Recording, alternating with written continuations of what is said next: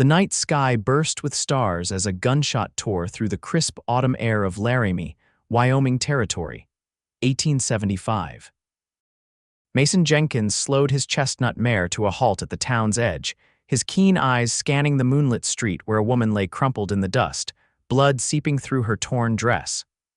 "Whoa, easy there, Penny," he murmured to his horse, dismounting in one fluid motion. His spurs jangled as his boots hit the ground, hand instinctively resting on the Colt revolver at his hip. The woman stirred, a soft moan escaping her lips as Mason approached cautiously. He'd seen enough ambushes in his 30 years to know that not everything was as it appeared. But as he drew closer, he saw only a wounded soul, no trap laid for an unsuspecting traveler. "Madam," he called softly, kneeling beside her. "Can you hear me?" Her eyes fluttered open, bright hazel eyes that seemed to hold both fear and defiance even through the haze of pain.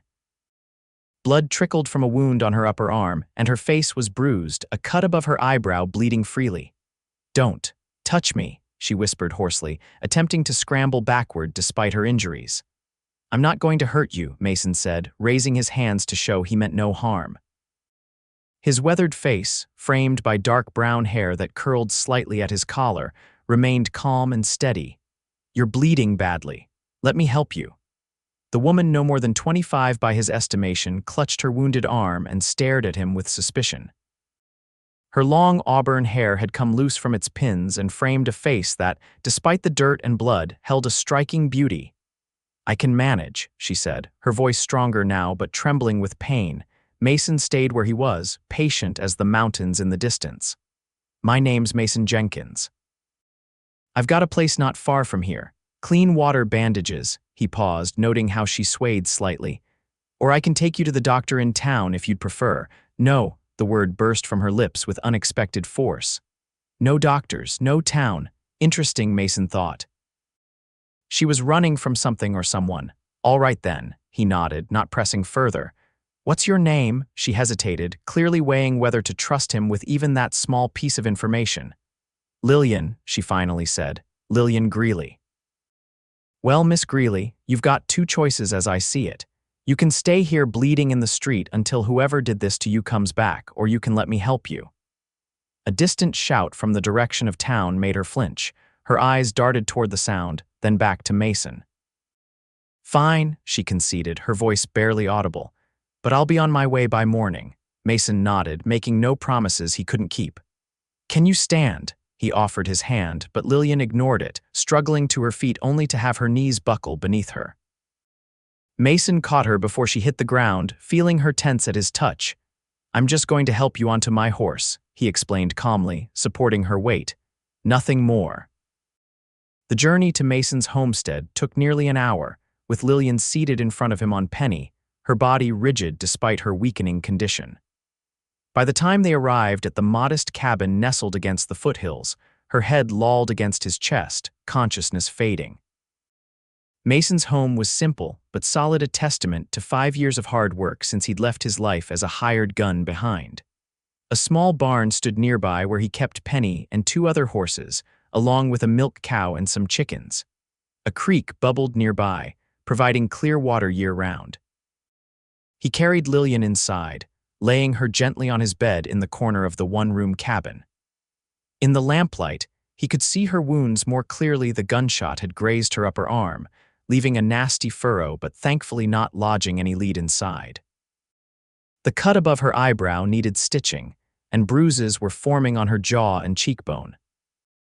Mason stoked the fire and put water on to boil, then gathered his limited medical supplies: clean rags, whiskey, needle, and thread, and a jar of healing salve he'd traded for from a Shoshone woman the previous summer. Lillian stirred as he approached the bed. "What are you doing?" she asked, voice weak but still wary. "Those wounds need cleaning and stitching," he said matter-of-factly. "I'll be as gentle as I can." She tried to sit up, wincing. "I can do it myself." Mason raised an eyebrow. "Can you stitch your own forehead? Because that cut needs closing." Lillian stared at him, clearly calculating her options before reluctantly laying back. "Just be quick about it." The next hour tested them both. Mason worked methodically, cleaning each wound with boiled water and whiskey, which made Lillian hiss through clenched teeth. She refused the offer to drink the whiskey for the pain, maintaining rigid control even as he stitched the gash on her forehead with neat, practiced strokes. "You've done this before," she observed as he wrapped her arm with a clean bandage. "A few times," he replied, not elaborating on the years he'd spent patching himself and others up in circumstances far worse than this. "There. Not pretty, but it'll heal." Lillian examined his handiwork, then looked up at him with the first hint of something other than suspicion. Not quite gratitude, but acknowledgement. "Thank you," she said stiffly. "You need rest," Mason said, standing and gathering the bloodied rags.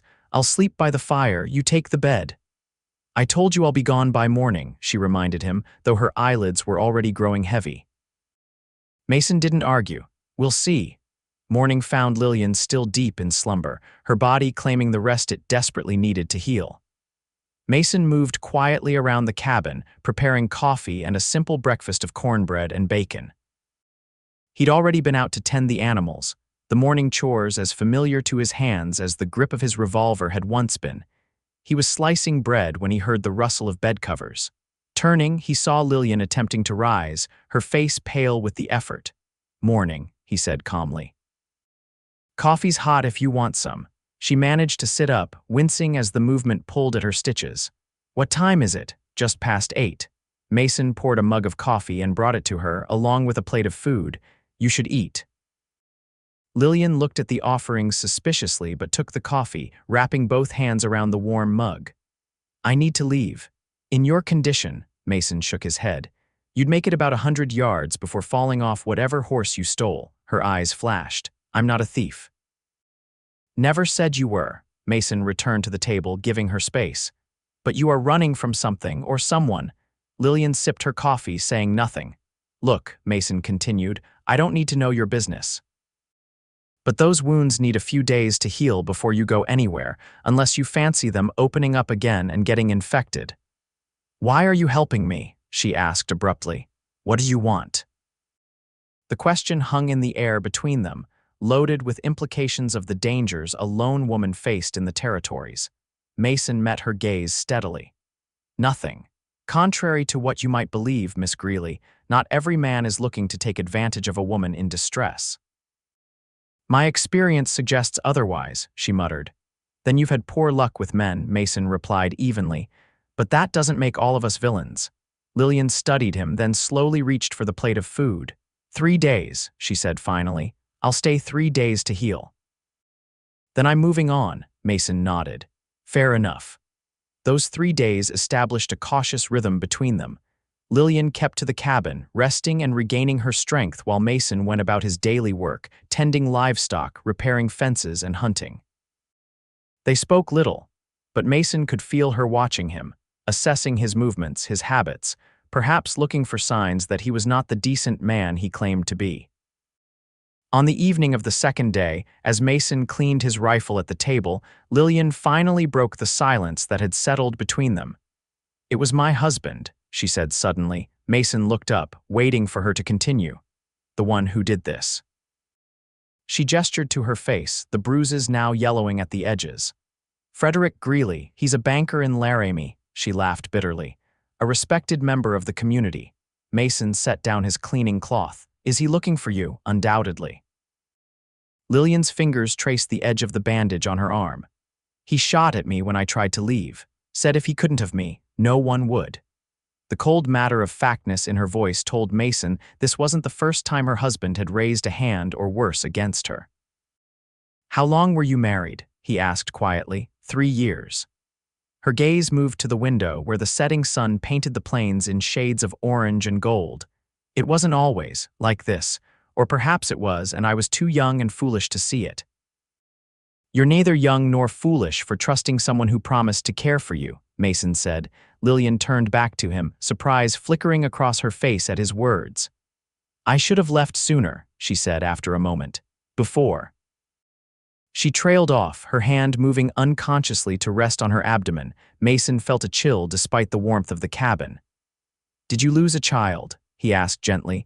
Tears welled in her eyes, but she blinked them away fiercely. 2 months ago, he pushed me down the stairs during an argument. Said it was my fault for provoking him. Her voice hardened. That's when I knew I had to get away one way or another. Mason's jaw tightened, but he kept his expression neutral. His days of violence were behind him, but he understood now why Lillian feared returning to town. A man like Frederick Greeley would have influence with local law enforcement, friends in high places who would look the other way. I'm sorry, he said simply, because there was nothing else to say that would ease such a loss. Lillian nodded, accepting his condolences without comment. After a moment, she asked, "What about you? You live out here alone, no wife, family?" Mason returned to cleaning his rifle, focusing on the familiar task. "No wife. My family's long-gone parents died of fever when I was 16. Brother was killed at Shiloh. The war, yes. And you?" Mason hesitated. "I fought, Confederate side, though I had no love for their cause, just a Texas boy following orders." He looked up. "Not my proudest years. And after, did what I could to survive." Mason's hands moved methodically over the rifle's barrel. "Drove cattle. Rode with some outfits I shouldn't have. Eventually found I wanted something quieter." He gestured to the cabin around them. "Been here 5 years now." Lillian seemed to digest this information, weighing his past against the man before her. "Do you ever get lonely, out here by yourself?" Mason considered the question. "Sometimes, but I've got good neighbors a few miles over. The Hansons have me for Sunday dinner most weeks." He smiled slightly. "Mrs. Hanson seems determined to marry me off to her niece next time she visits from Denver. And you're not interested?" "Never met the girl," Mason replied with a shrug. "And I doubt she'd be interested in a former gunslinger turned rancher with more scars than prospects." The term gunslinger made Lillian tense visibly. "You killed people." It wasn't a question, but Mason answered anyway. "Yes. During the war and after, some deserved it, some probably didn't." He set the rifle aside, finished with his task. "I don't do that anymore. Just like that, you decided to stop." "Not just like that, no." Mason's voice grew quieter. "Takes a man seeing enough blood to last lifetimes before he realizes he doesn't want to spill any more." Lillian studied him, perhaps seeing for the first time the weight he carried beneath his calm exterior. "I should hate men like you," she said finally. "Men who solve problems with violence." "You probably should," Mason agreed, "but I'd like to think I'm not that man anymore." The truth hung between them that they were both running from pasts marked by violence, though in vastly different ways. "I'll make some tea," Lillian said abruptly, rising from her chair with only a slight wince. It was the first time she'd offered to do anything in the cabin, a small but significant shift. That night, as they sat by the fire drinking tea, the distance between them felt less vast than before. Dawn of the third day brought a change in weather, dark clouds rolling in from the west, promising the first real storm of autumn. Mason spent the morning securing the property, making sure the livestock had proper shelter and firewood was stacked high beside the cabin door. Lillian watched from the porch as he worked, her hair braided neatly, wearing a clean shirt of his that engulfed her smaller frame. The bruises on her face had faded somewhat, and she moved with more ease than before, though still favoring her injured arm. "Storm's coming," Mason said as he carried an armload of wood to the porch. "Might be a rough one." Lillian glanced at the darkening sky. "Will it last long?" Mason heard the real question beneath her words. Would it prevent her leaving as she'd planned? Hard to say. These autumn storms can blow through in a day or stick around for a week. Disappointment flickered across her face before she masked it. "I see. You don't have to go," Mason said, surprising himself with the words. "Not today, at least, not in this weather." "I told you 3 days," she reminded him. "You did, but that was before we knew about the storm." Mason stacked the wood neatly. "Besides, your arm could use more time to heal properly."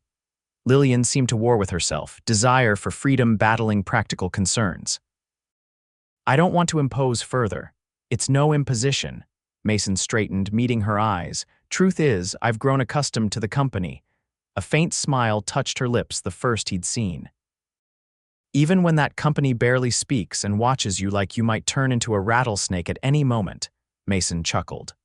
"Well, the conversation's been improving lately." The first fat raindrops began to fall as they stood there, the wind picking up and bending the tall grass that surrounded the homestead. One more day, Lillian conceded, because of the storm. Mason nodded, not arguing, though they both knew one day of rain wouldn't make the trails any more passable tomorrow. The storm settled in with a vengeance by mid-afternoon, rain lashing the cabin windows and thunder rolling across the plains. Mason built up the fire while Lillian prepared a stew from rabbit he'd caught the previous day, supplemented with potatoes and carrots from his small garden. They ate together at the table, the howling wind making the cabin feel smaller, more intimate. "Where will you go?" Mason asked as they finished their meal. "When you leave, I mean," Lillian set down her spoon. "Denver, maybe, or further west to California, somewhere I can start over where no one knows me. You have money, friends who can help," she hesitated. "Some savings." "I managed to take my mother's jewelry before I left, pieces Frederick didn't know about." Her fingers twisted the plain gold band she still wore. "I'll find work. I'm educated. I can keep books or teach." Mason nodded. Many women in her position had far fewer options. "If you need more time to plan, to heal properly, why are you being so kind?" Lillian interrupted, frustration edging her voice. "You don't know me. You owe me nothing." "Maybe I'm just trying to balance the scales," Mason replied honestly. "Done enough harm in my life." "Figure helping someone who needs it can't hurt." Lillian studied him across the table, the flickering firelight casting shadows across her features. "You're a puzzle, Mason Jenkins." "Not really." He stood, gathering their empty bowls. "Just a man trying to live quietly with his choices." Later, as the storm raged outside, Lillian browsed the small shelf of books beside Mason's bed, an eclectic collection ranging from practical guides on ranching to dog-eared novels and poetry. "You read Whitman?" she asked, surprised, pulling a volume from the shelf. Mason looked up from where he was mending a bridle by the fire. "Is that so shocking for a former gunslinger?" "Yes, rather." She opened the book, running her fingers over the pages. "I am the poet of the body, and I am the poet of the soul. The pleasures of heaven are with me, and the pains of hell are with me," Mason continued from memory.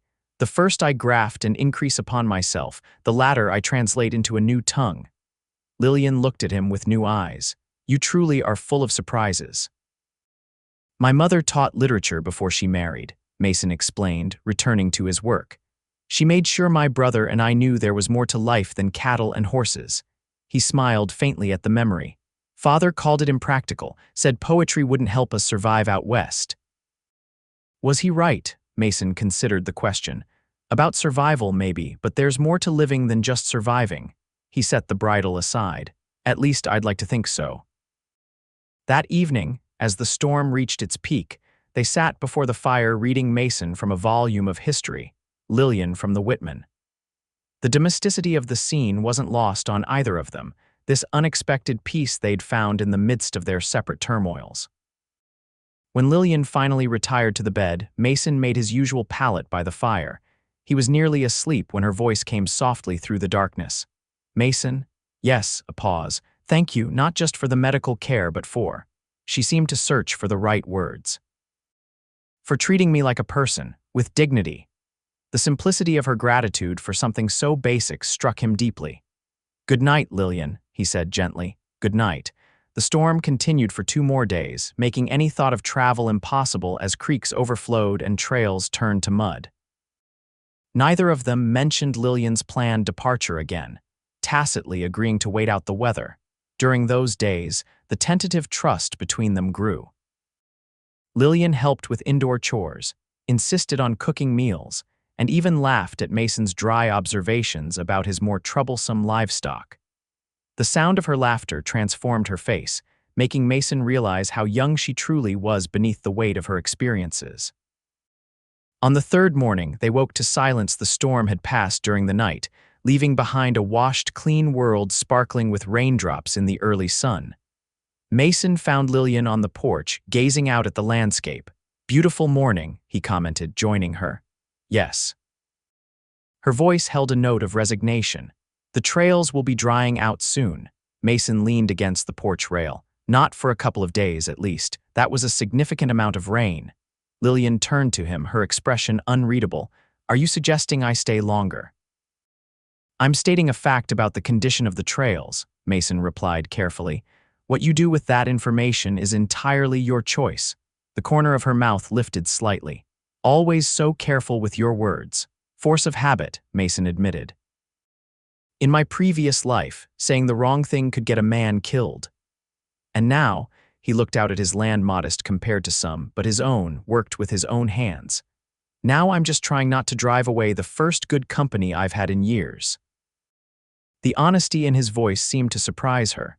Lillian studied him for a long moment before saying, I'll stay until the trail's dry, to be practical. Mason nodded, hiding his relief. Practical.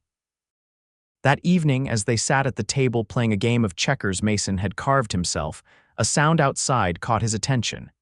He raised a hand, silencing Lillian's question before it formed, and moved to the window. What is it? She whispered. Riders, Mason said, his voice tight.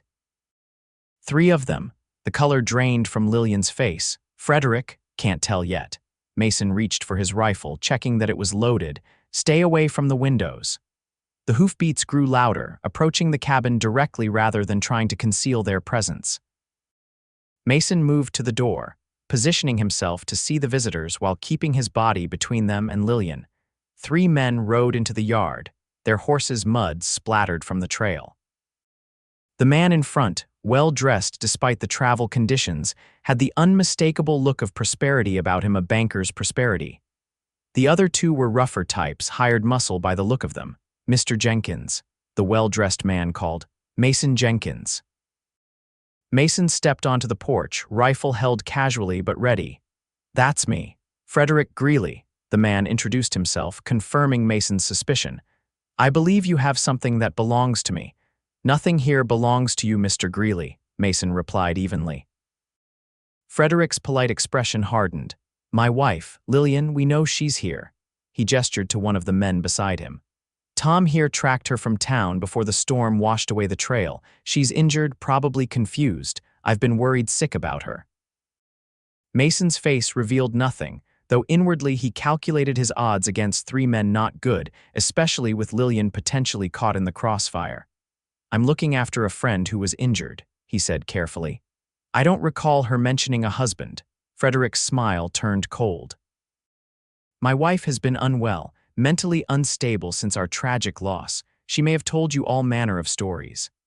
Behind him, Mason heard the cabin door open. Before he could stop her, Lillian stepped onto the porch. I'm not unwell, Frederick, she said, her voice remarkably steady. And I'm not confused. I left you because you're a violent, cruel man who killed our child.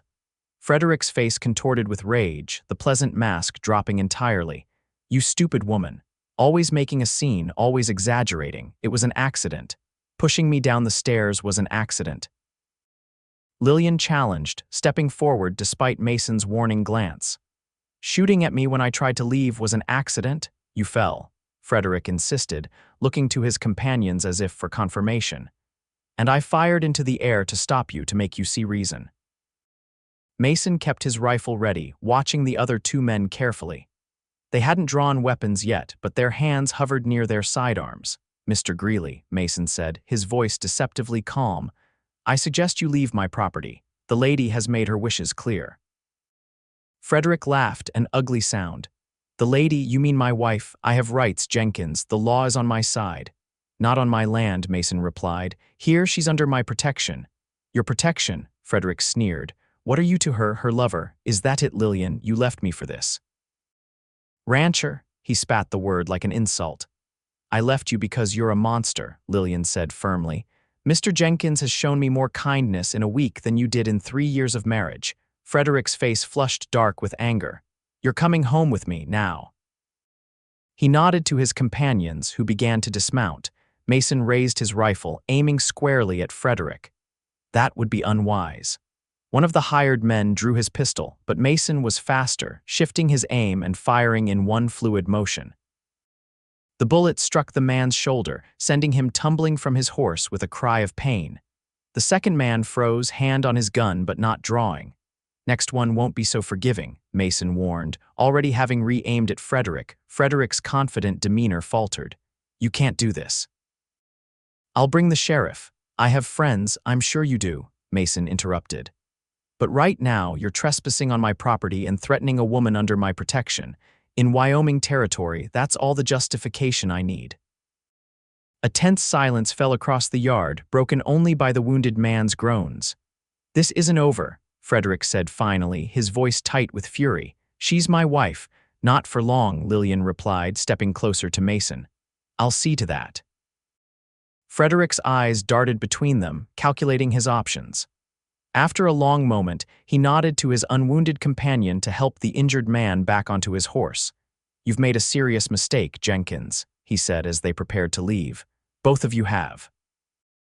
Mason kept his rifle trained on them until they rode out of sight, then quickly moved to secure the property, checking that no one had been left behind to cause trouble. When he returned to the cabin, Lillian was sitting at the table, her hands clasped tightly before her to hide their trembling. Are you all right? Mason asked, setting his rifle aside. She nodded, though her face was pale. He'll be back with more men, probably. Probably, Mason agreed, taking the seat across from her. But not tonight. That storm bought us some time, and his man's injury will slow them down. Us. Lillian looked up. This isn't your fight, Mason.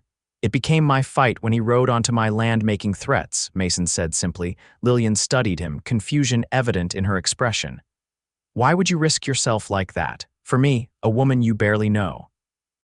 Mason considered his answer carefully. Because it's the right thing to do, and because, he paused, searching for words that wouldn't frighten her away. Because I've come to care what happens to you, Lillian. Her eyes widened slightly. Care? Yes. Mason held her gaze steadily. More than I expected to. A flush of color rose in her cheeks, and she looked down at her hands. I can't stay here. I won't bring his violence to your doorstep. Where would you go that he couldn't follow? Mason asked gently. A man like that, with money and influence, he'd track you to Denver, to California, wherever you ran. Then what do you suggest? Frustration edged her voice. I won't live as his prisoner again. I'd rather die. Neither of those is necessary. Mason leaned forward. We fight, legally. Legally, Frederick owns the judge, the sheriff. In Laramie, yes, Mason interrupted. But not in Cheyenne. I have a friend there, Samuel Harrington. He's a lawyer, a good one. Handled the paperwork when I bought this land. Hope flickered briefly in Lillian's eyes before doubt extinguished it. A divorce in this territory, for a woman with no proof beyond her word, it's impossible. Not impossible, Mason countered. Difficult, yes, but Sam's handled cases like yours before, women with husbands who.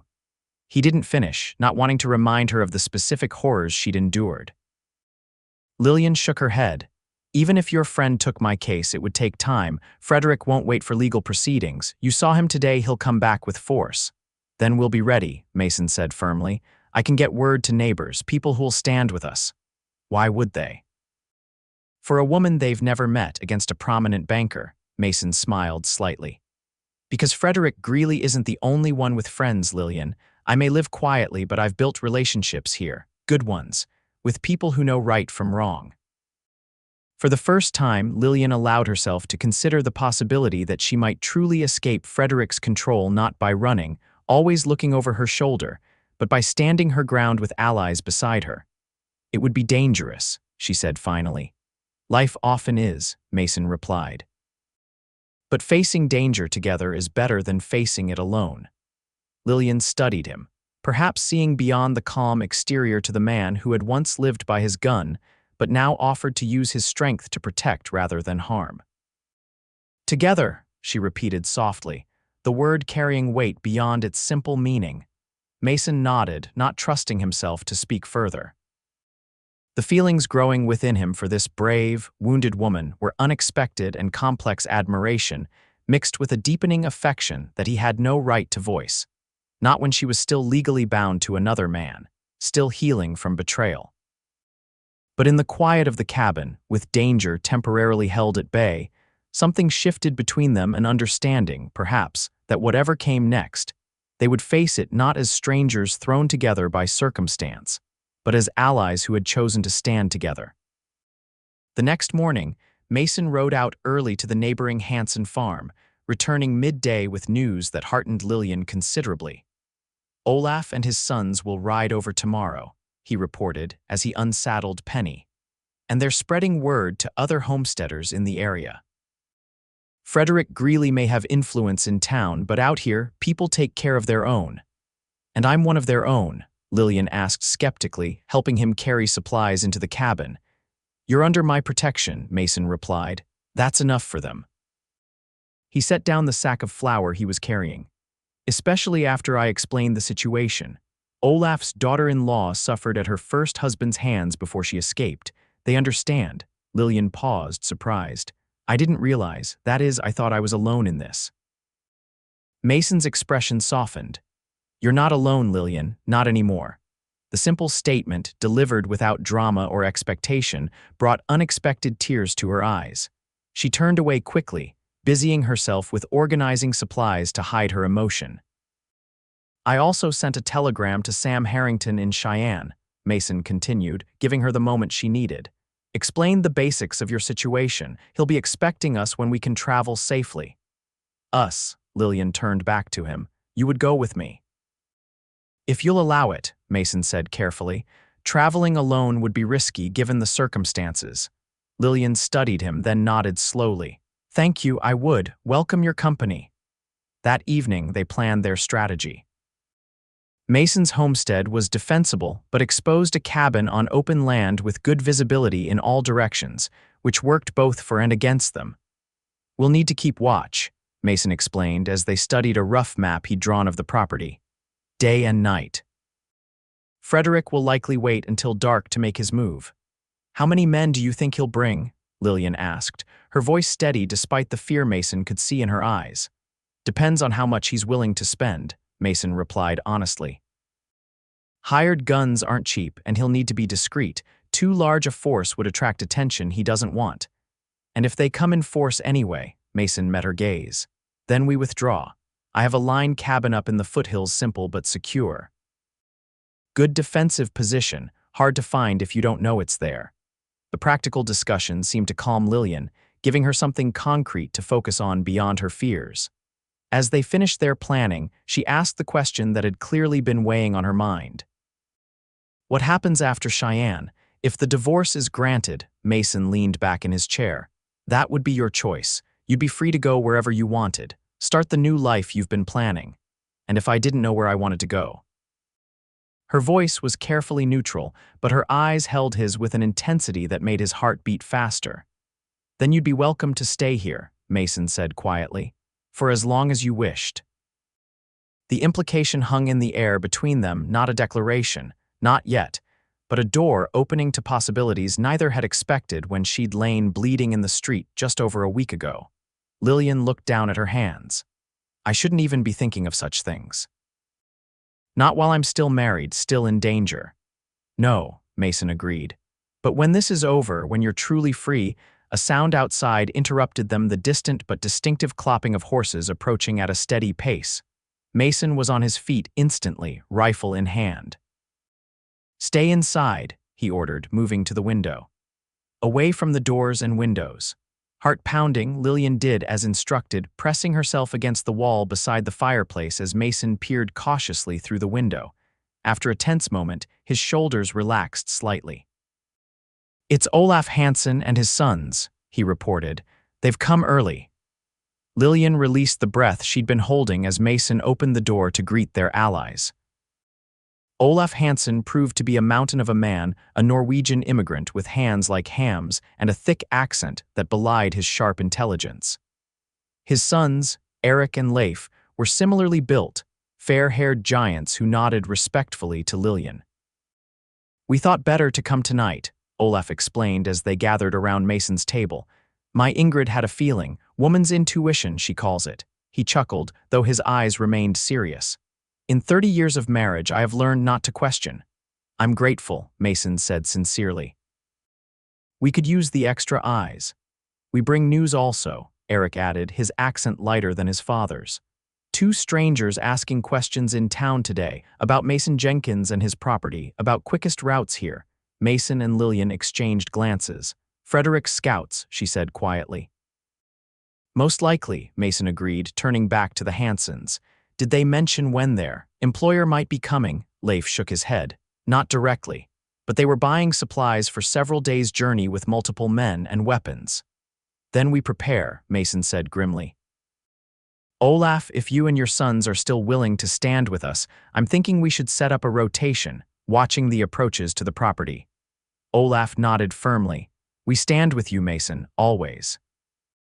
The simple declaration clearly moved Mason, and Lillian saw in that moment how much respect he had earned among his neighbors, despite or perhaps because of his solitary nature. Thank you, he said, his voice rough with emotion. I won't forget this. As the men discussed tactical matters, Lillian moved to the kitchen area to prepare coffee and food for their unexpected allies. As she worked, she found herself studying Mason the way he listened intently to Olaf's suggestions, the respectful way he treated the younger men, the natural leadership he exhibited without dominating the conversation. This was a different kind of strength than Frederick's bullying dominance. Mason's authority came from earned respect rather than fear or manipulation. The realization made her wonder how she had ever confused Frederick's controlling behavior for strength or protection.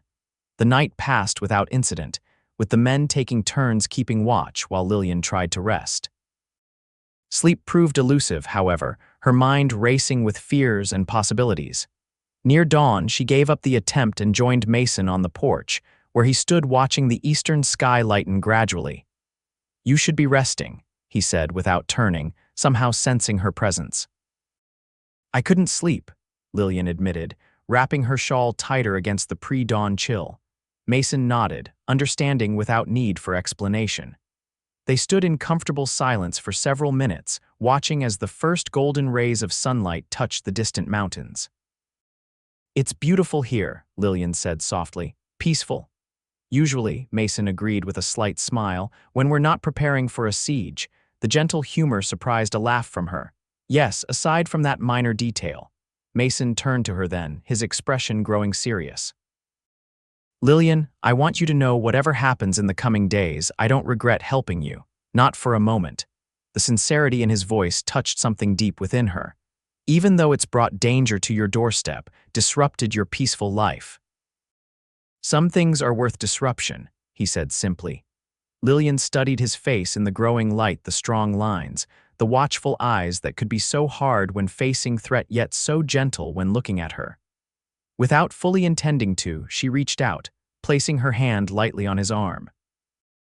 Thank you, she said softly. Not just for the protection, but for showing me that not all men are like Frederick, that there can be strength without cruelty, protection without possession. Mason covered her hand with his own, the touch sending warmth through her despite the morning chill. You deserved better than what he gave you, he said, his voice low and intense. You still do. The moment stretched between them, charged with unspoken feelings. Lillian was acutely aware of how close they stood, of how easy it would be to lean forward to seek comfort in his embrace.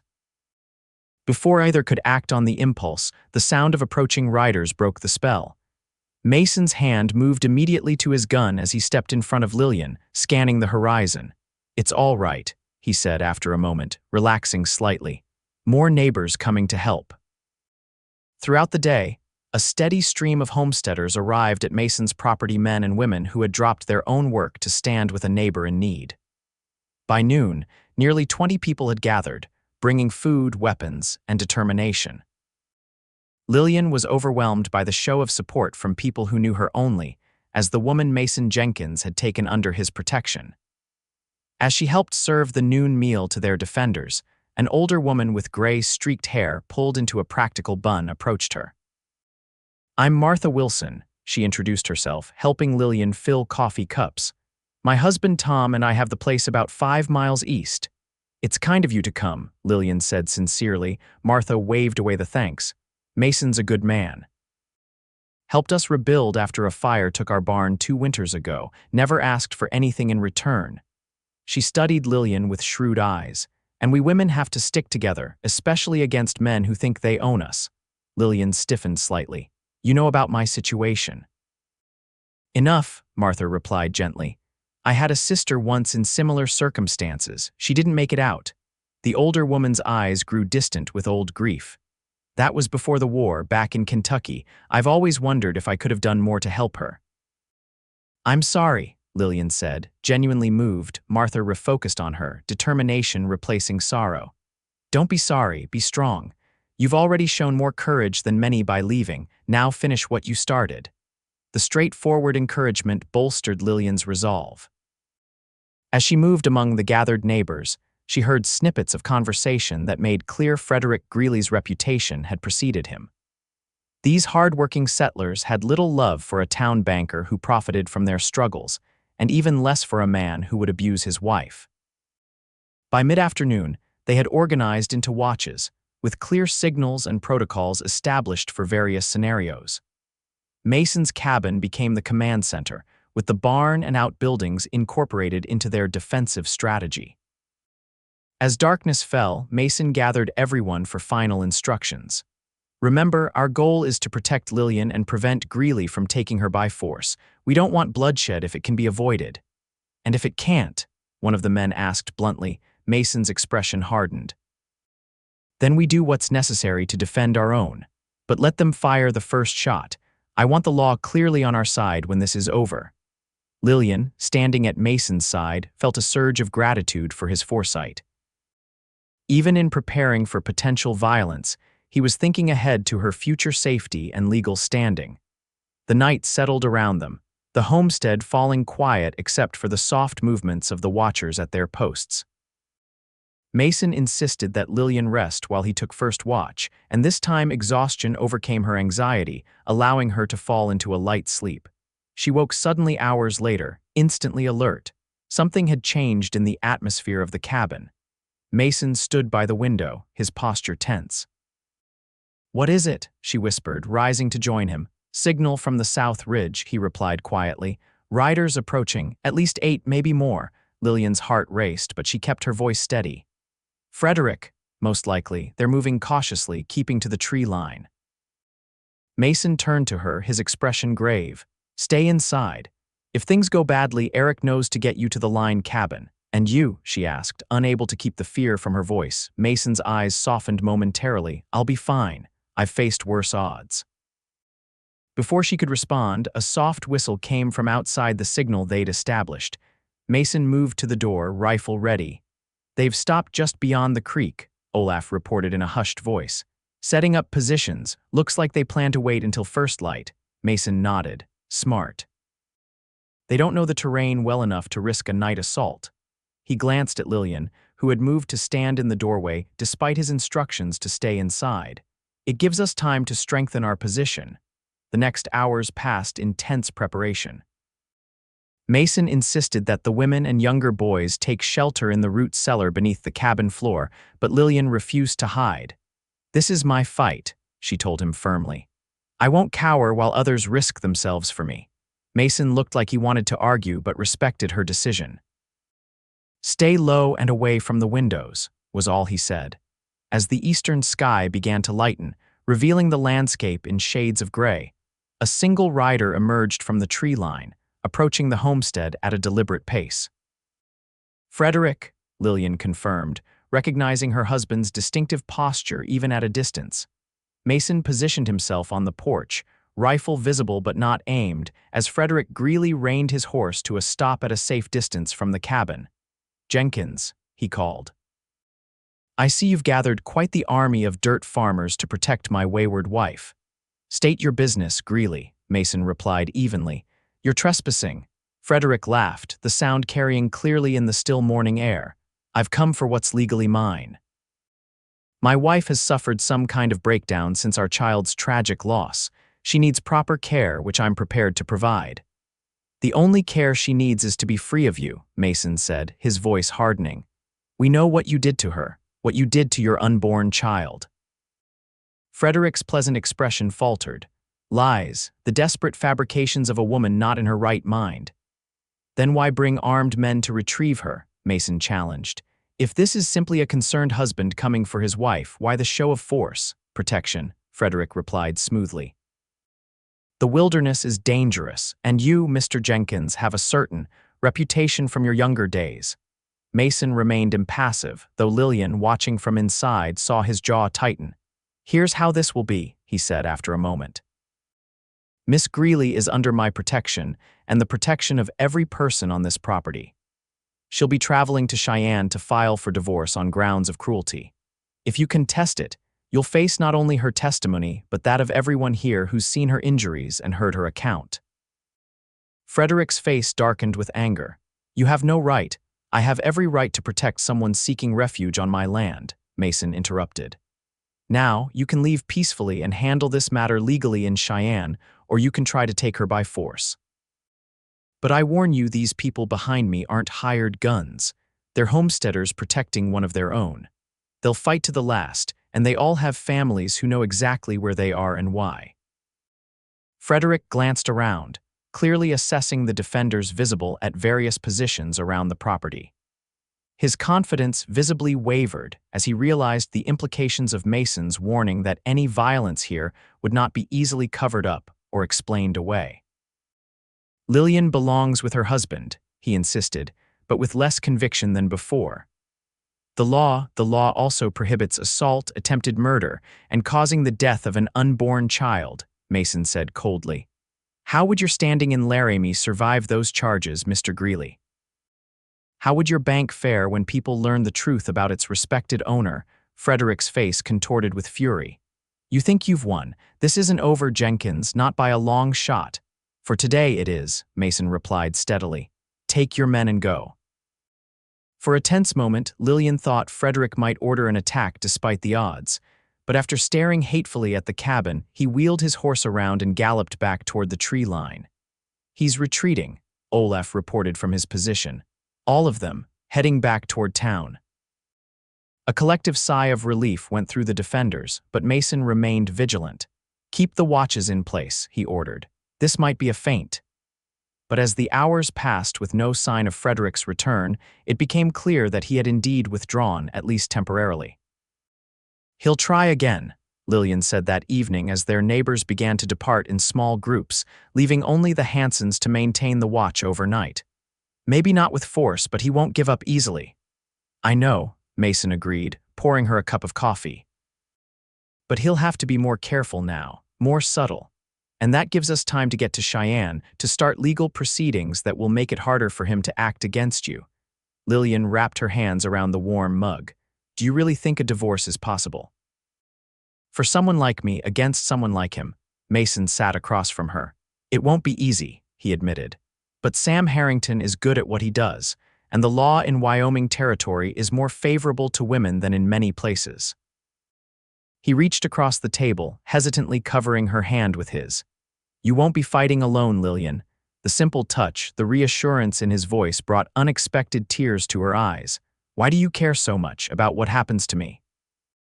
Mason was quiet for a moment, his thumb gently stroking the back of her hand.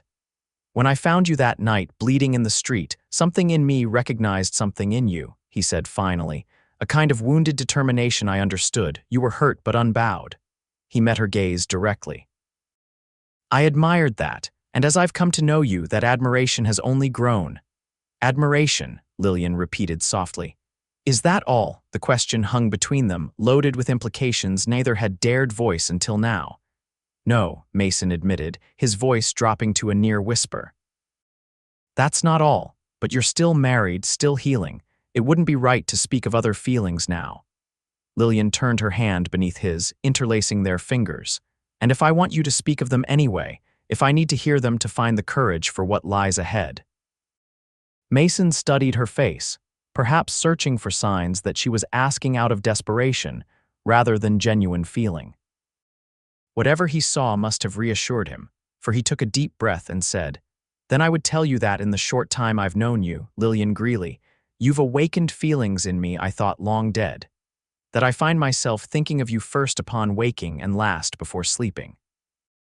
That the prospect of your leaving, once your divorce is final, fills me with a dread I can scarcely articulate." The simple, heartfelt declaration made Lillian's breath catch. "I'm afraid," she whispered. "Of me?" Mason asked, concern replacing vulnerability in his expression. "Of feeling this way again," she clarified. "Of trusting only to be betrayed, of being wrong about a man's character." Mason nodded, understanding in his eyes. "That's a reasonable fear given what you've endured. I wouldn't ask you to set it aside easily or quickly." He squeezed her hand gently. All I can offer is time to prove through actions rather than words that I am not Frederick, that what I feel for you is not possession but partnership. Partnership, Lillian repeated, the word resonating within her. It was so different from how Frederick had viewed their marriage, not as a joining of equals, but as an acquisition, a business transaction that had transferred her from her father's control to his own. Yes, Mason confirmed. Two people walking side by side, neither controlling the other, both free to choose each day to continue the journey together. The vision he painted was so far from her experience of marriage that it seemed almost like a fantasy. And yet, looking into his steady eyes, Lillian found herself believing it might be possible. I would like to see if such a thing could exist between us, she said softly. After the divorce, after I am truly free. Mason's smile transformed his face, erasing years of solitude and careful reserve. Then that's what we'll work toward, one step at a time. They departed for Cheyenne 2 days later, with Olaf and Eric Hansen accompanying them as additional protection. The journey took 3 days, during which they saw no sign of Frederick or his men, though all remained vigilant. Cheyenne in 1875 was a growing city, bustling with the commerce brought by the railroad, and its position as territorial capital. Lillian, who had rarely left Laramie during her marriage, was both intimidated and exhilarated by the activity around them as they made their way to Samuel Harrington's office near the courthouse.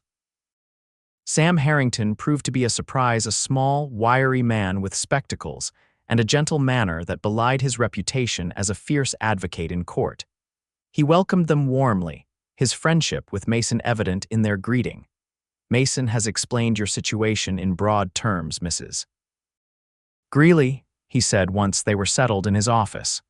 But I'll need to hear the details from you directly, as difficult as that may be to relate.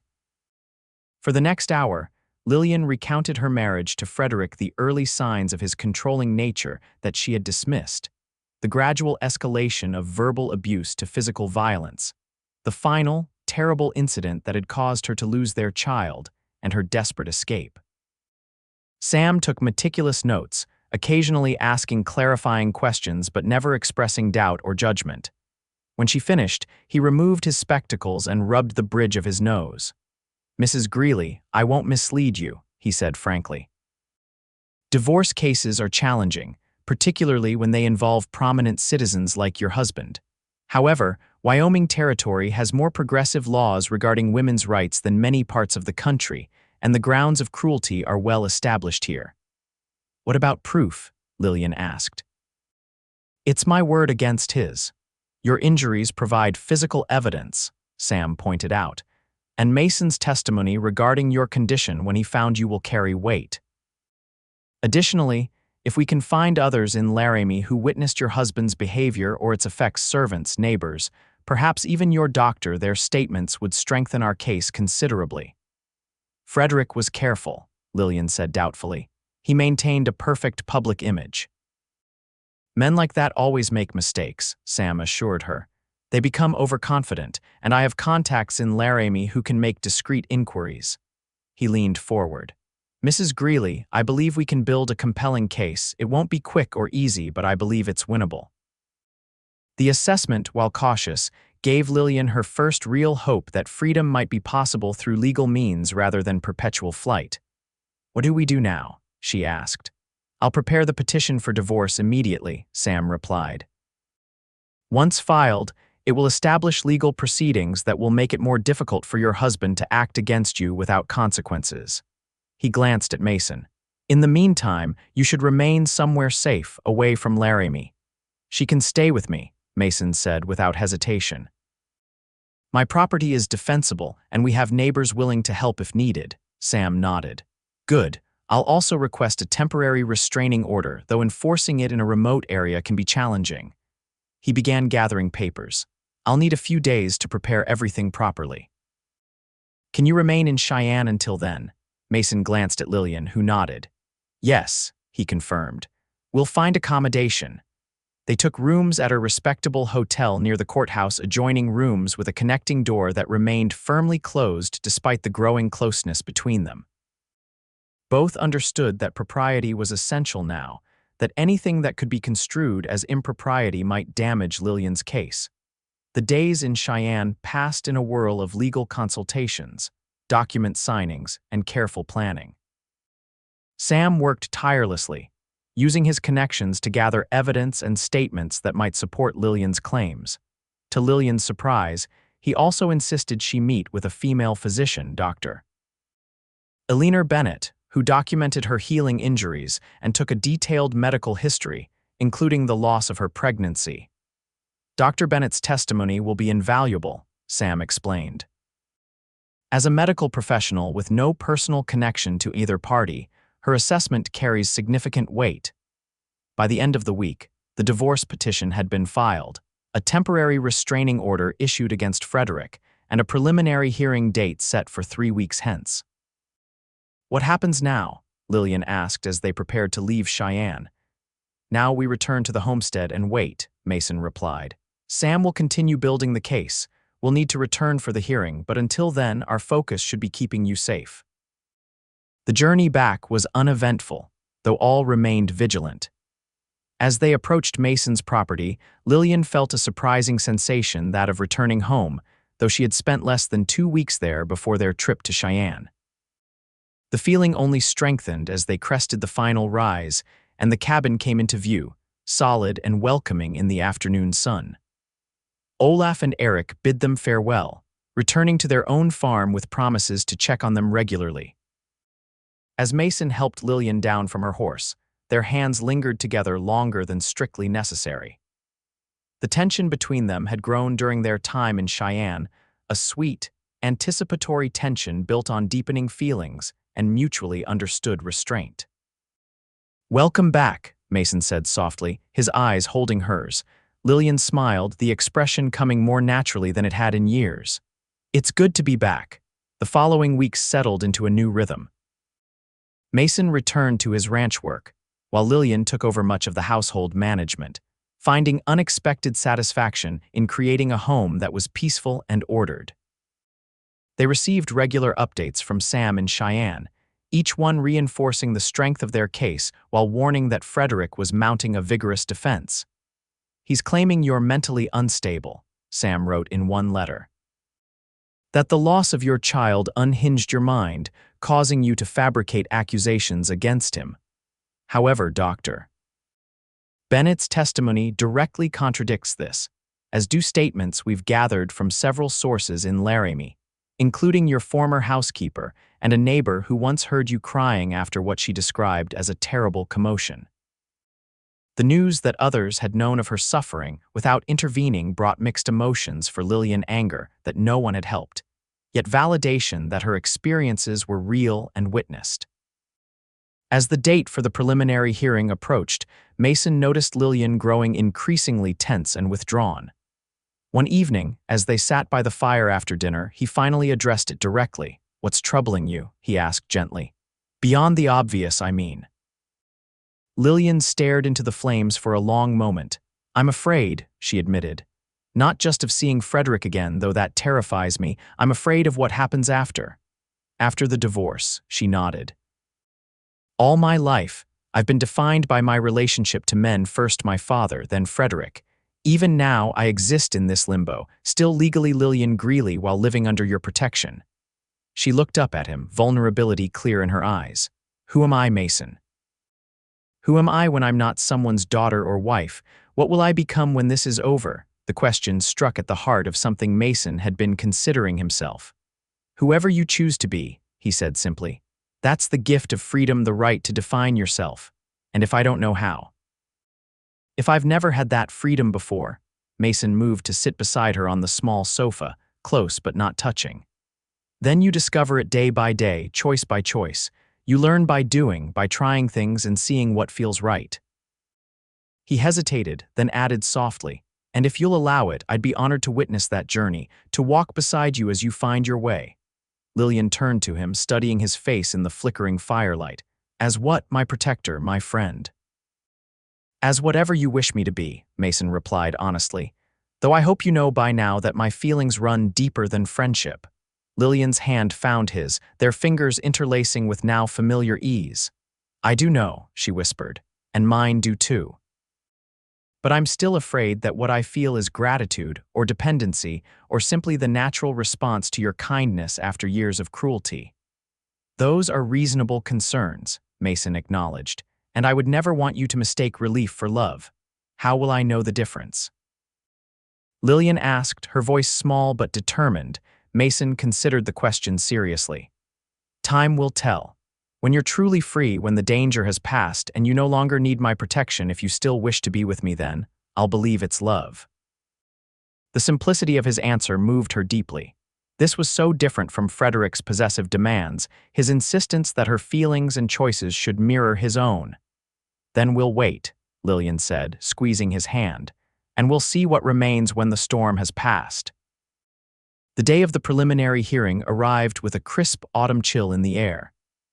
Mason and Lillian rode into Cheyenne with the Hansons once again providing escort, arriving at the courthouse an hour before the scheduled proceedings. Sam Harrington met them at his office, reviewing last-minute details. "The purpose of today's hearing is simply to determine if there are sufficient grounds to proceed with the divorce petition," he explained. "You'll need to testify briefly, Mrs. Greeley, but this isn't the full trial.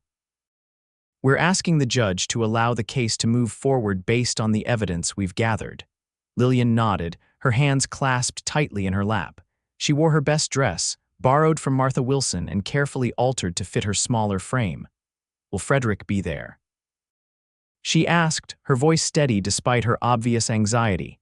"Yes," Sam confirmed. "With his lawyer, James Blackwell. Blackwell has a reputation for aggressive tactics, so prepare yourself for difficult questions.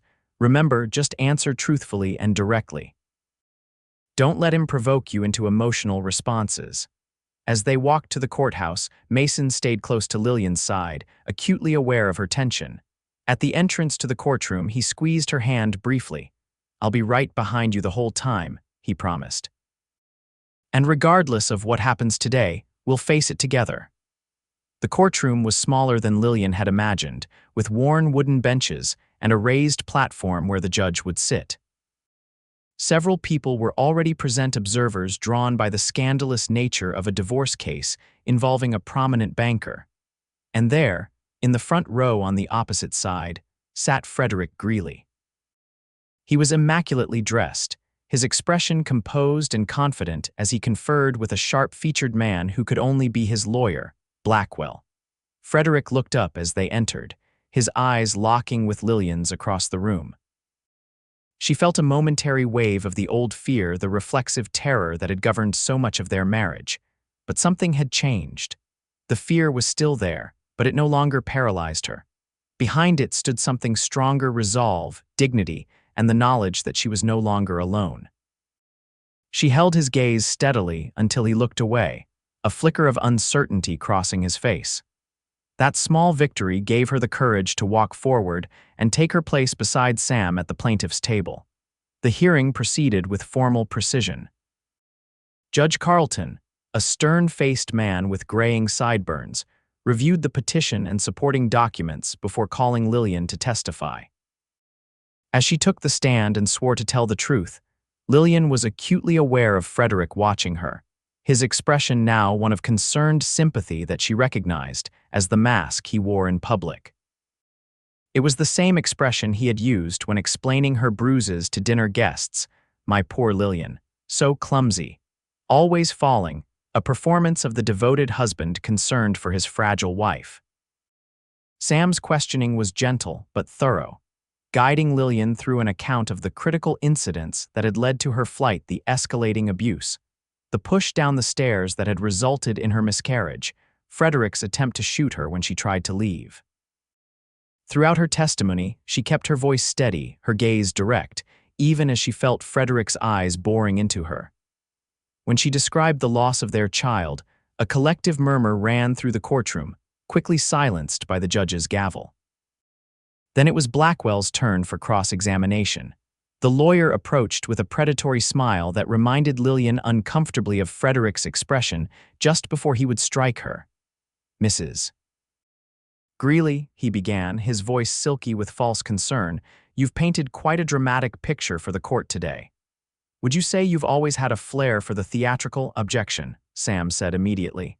Argumentative, sustained, Judge Carlton ruled. Counsel, confine yourself to relevant questions. Blackwell bowed slightly. Of course, Your Honor, Mrs. Greeley, isn't it true that you suffered a significant emotional breakdown following the tragic loss of your child? Lillian's hands tightened in her lap. I was grief-stricken, yes. But I did not have a breakdown. Yet you fled your home in the middle of the night, leaving behind all your possessions, your security, your very identity, Blackwell pressed. Wouldn't you describe that as the action of someone not in their right mind? I would describe it as the action of someone trying to survive, Lillian replied evenly. Blackwell's questioning continued for nearly an hour, each question designed to undermine her credibility or suggest that her accusations stemmed from emotional instability rather than fact.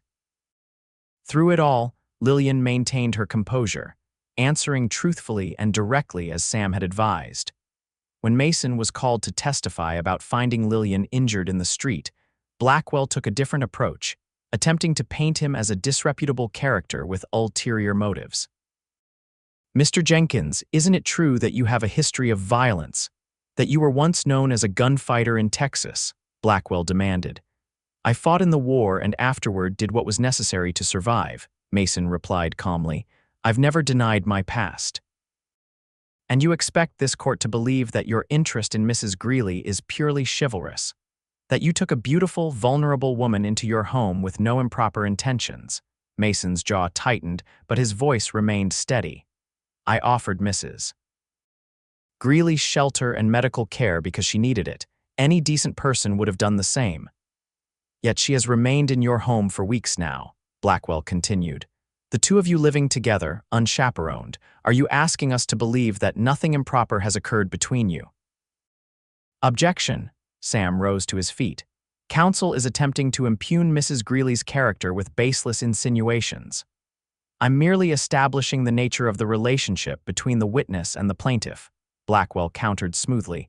Judge Carlton considered for a moment. I'll allow it, but tread carefully, counselor. The question of Mrs. Greeley's current living arrangements is relevant only insofar as it relates to her safety from alleged abuse. Blackwell turned back to Mason. Answer the question, Mr. Jenkins. Has your relationship with Mrs. Greeley become intimate during her stay at your property? No, sir, it has not, Mason stated firmly. Mrs. Greeley has been under my protection, not my seduction. She has conducted herself with complete propriety at all times, as have I. The directness of his answer seemed to disappoint Blackwell, who had clearly hoped to catch Mason in a lie or hesitation that would suggest otherwise. After Mason's testimony, Dr. Eleanor Bennett took the stand, providing clinical evidence of Lillian's injuries and their consistency with her account of abuse. The doctor's professional demeanor and detailed medical testimony proved difficult for Blackwell to undermine. By the end of the day, Judge Carlton appeared thoughtful as he reviewed his notes. I have heard sufficient evidence to conclude that this petition for divorce on grounds of cruelty should proceed to full consideration, he announced. The temporary restraining order against Mr. Frederick Greeley will remain in effect pending the final hearing, which I am setting for December 15th. He looked directly at Frederick. Mr. Greeley, you are ordered to have no contact with the plaintiff during this period. Any violation of this order will result in immediate consequences. Frederick nodded respectfully, though Lillian could see the rage simmering beneath his controlled exterior. Court is adjourned, Judge Carlton declared, bringing the gavel down with finality. As they left the courtroom, Lillian felt lightheaded with relief and exhaustion. They had cleared the first hurdle, but the battle was far from over. Outside, as they descended the courthouse steps, Frederick suddenly appeared beside them, his lawyer attempting to restrain him. This farce won't succeed, Lillian, he said, his voice low but vibrating with anger. You're still my wife. You belong at home where I can help you recover from this delusion. Mason stepped between them immediately. The judge ordered no contact, Mr. Greeley. I suggest you respect that order. Frederick's eyes narrowed. You've poisoned her mind against me, Jenkins, filled her head with promises and lies. What will you do when you tire of her? When she becomes as much a burden to you as she was to me? That's enough, Sam Harrington interrupted firmly. My client has nothing to say to you, Mr. Greeley. Any further communication should go through counsel. Frederick smiled coldly. Of course, we'll let the law run its course. He glanced at Lillian. But remember, my dear, the law still favors husbands over wives who abandon their vows. Think carefully about the path you've chosen. With that parting threat, he turned and walked away, Blackwell hurrying after him. Ignore him, Sam advised, noting Lillian's pallor. He's trying to intimidate you because our case is strong and he knows it. He won't stop, Lillian said quietly. Not until he's destroyed me one way or another. He won't have the chance, Mason assured her, though his expression was grim. We'll be vigilant until this is finished. That vigilance proved necessary in the weeks that followed. Though Frederick made no direct move against them, they received reports from Sam that he was gathering character witnesses to testify to Lillian's supposed instability and his own exemplary conduct as a husband. More concerning were rumors that he had made inquiries about Mason's past, seeking ammunition to discredit him as a witness and undermine his protection of Lillian. He's investigating your time in Texas, Sam wrote in a letter, trying to find specifics about your activities after the war. If there's anything in your past that could damage your credibility, now is the time to tell me. Mason read the letter with a troubled expression. That night, after Lillian had gone to bed, he sat at the table writing a lengthy response to Sam, detailing aspects of his past he had never fully shared with anyone, not out of shame, exactly, but from a desire to leave those years behind him. As he wrote, he heard Lillian's soft footsteps behind him. Looking up, he found her watching him from the bedroom doorway, a shawl wrapped around her nightdress. You should be sleeping, he said gently, so should you. She moved to sit across from him. What are you writing? Mason hesitated, then slid the papers toward her. My response to Sam about my past. Lillian looked surprised. You don't have to share this with me. Yes, I do, Mason replied seriously. If Frederick brings these things to light at the hearing, you should hear them from me first. You should know exactly who has been protecting you.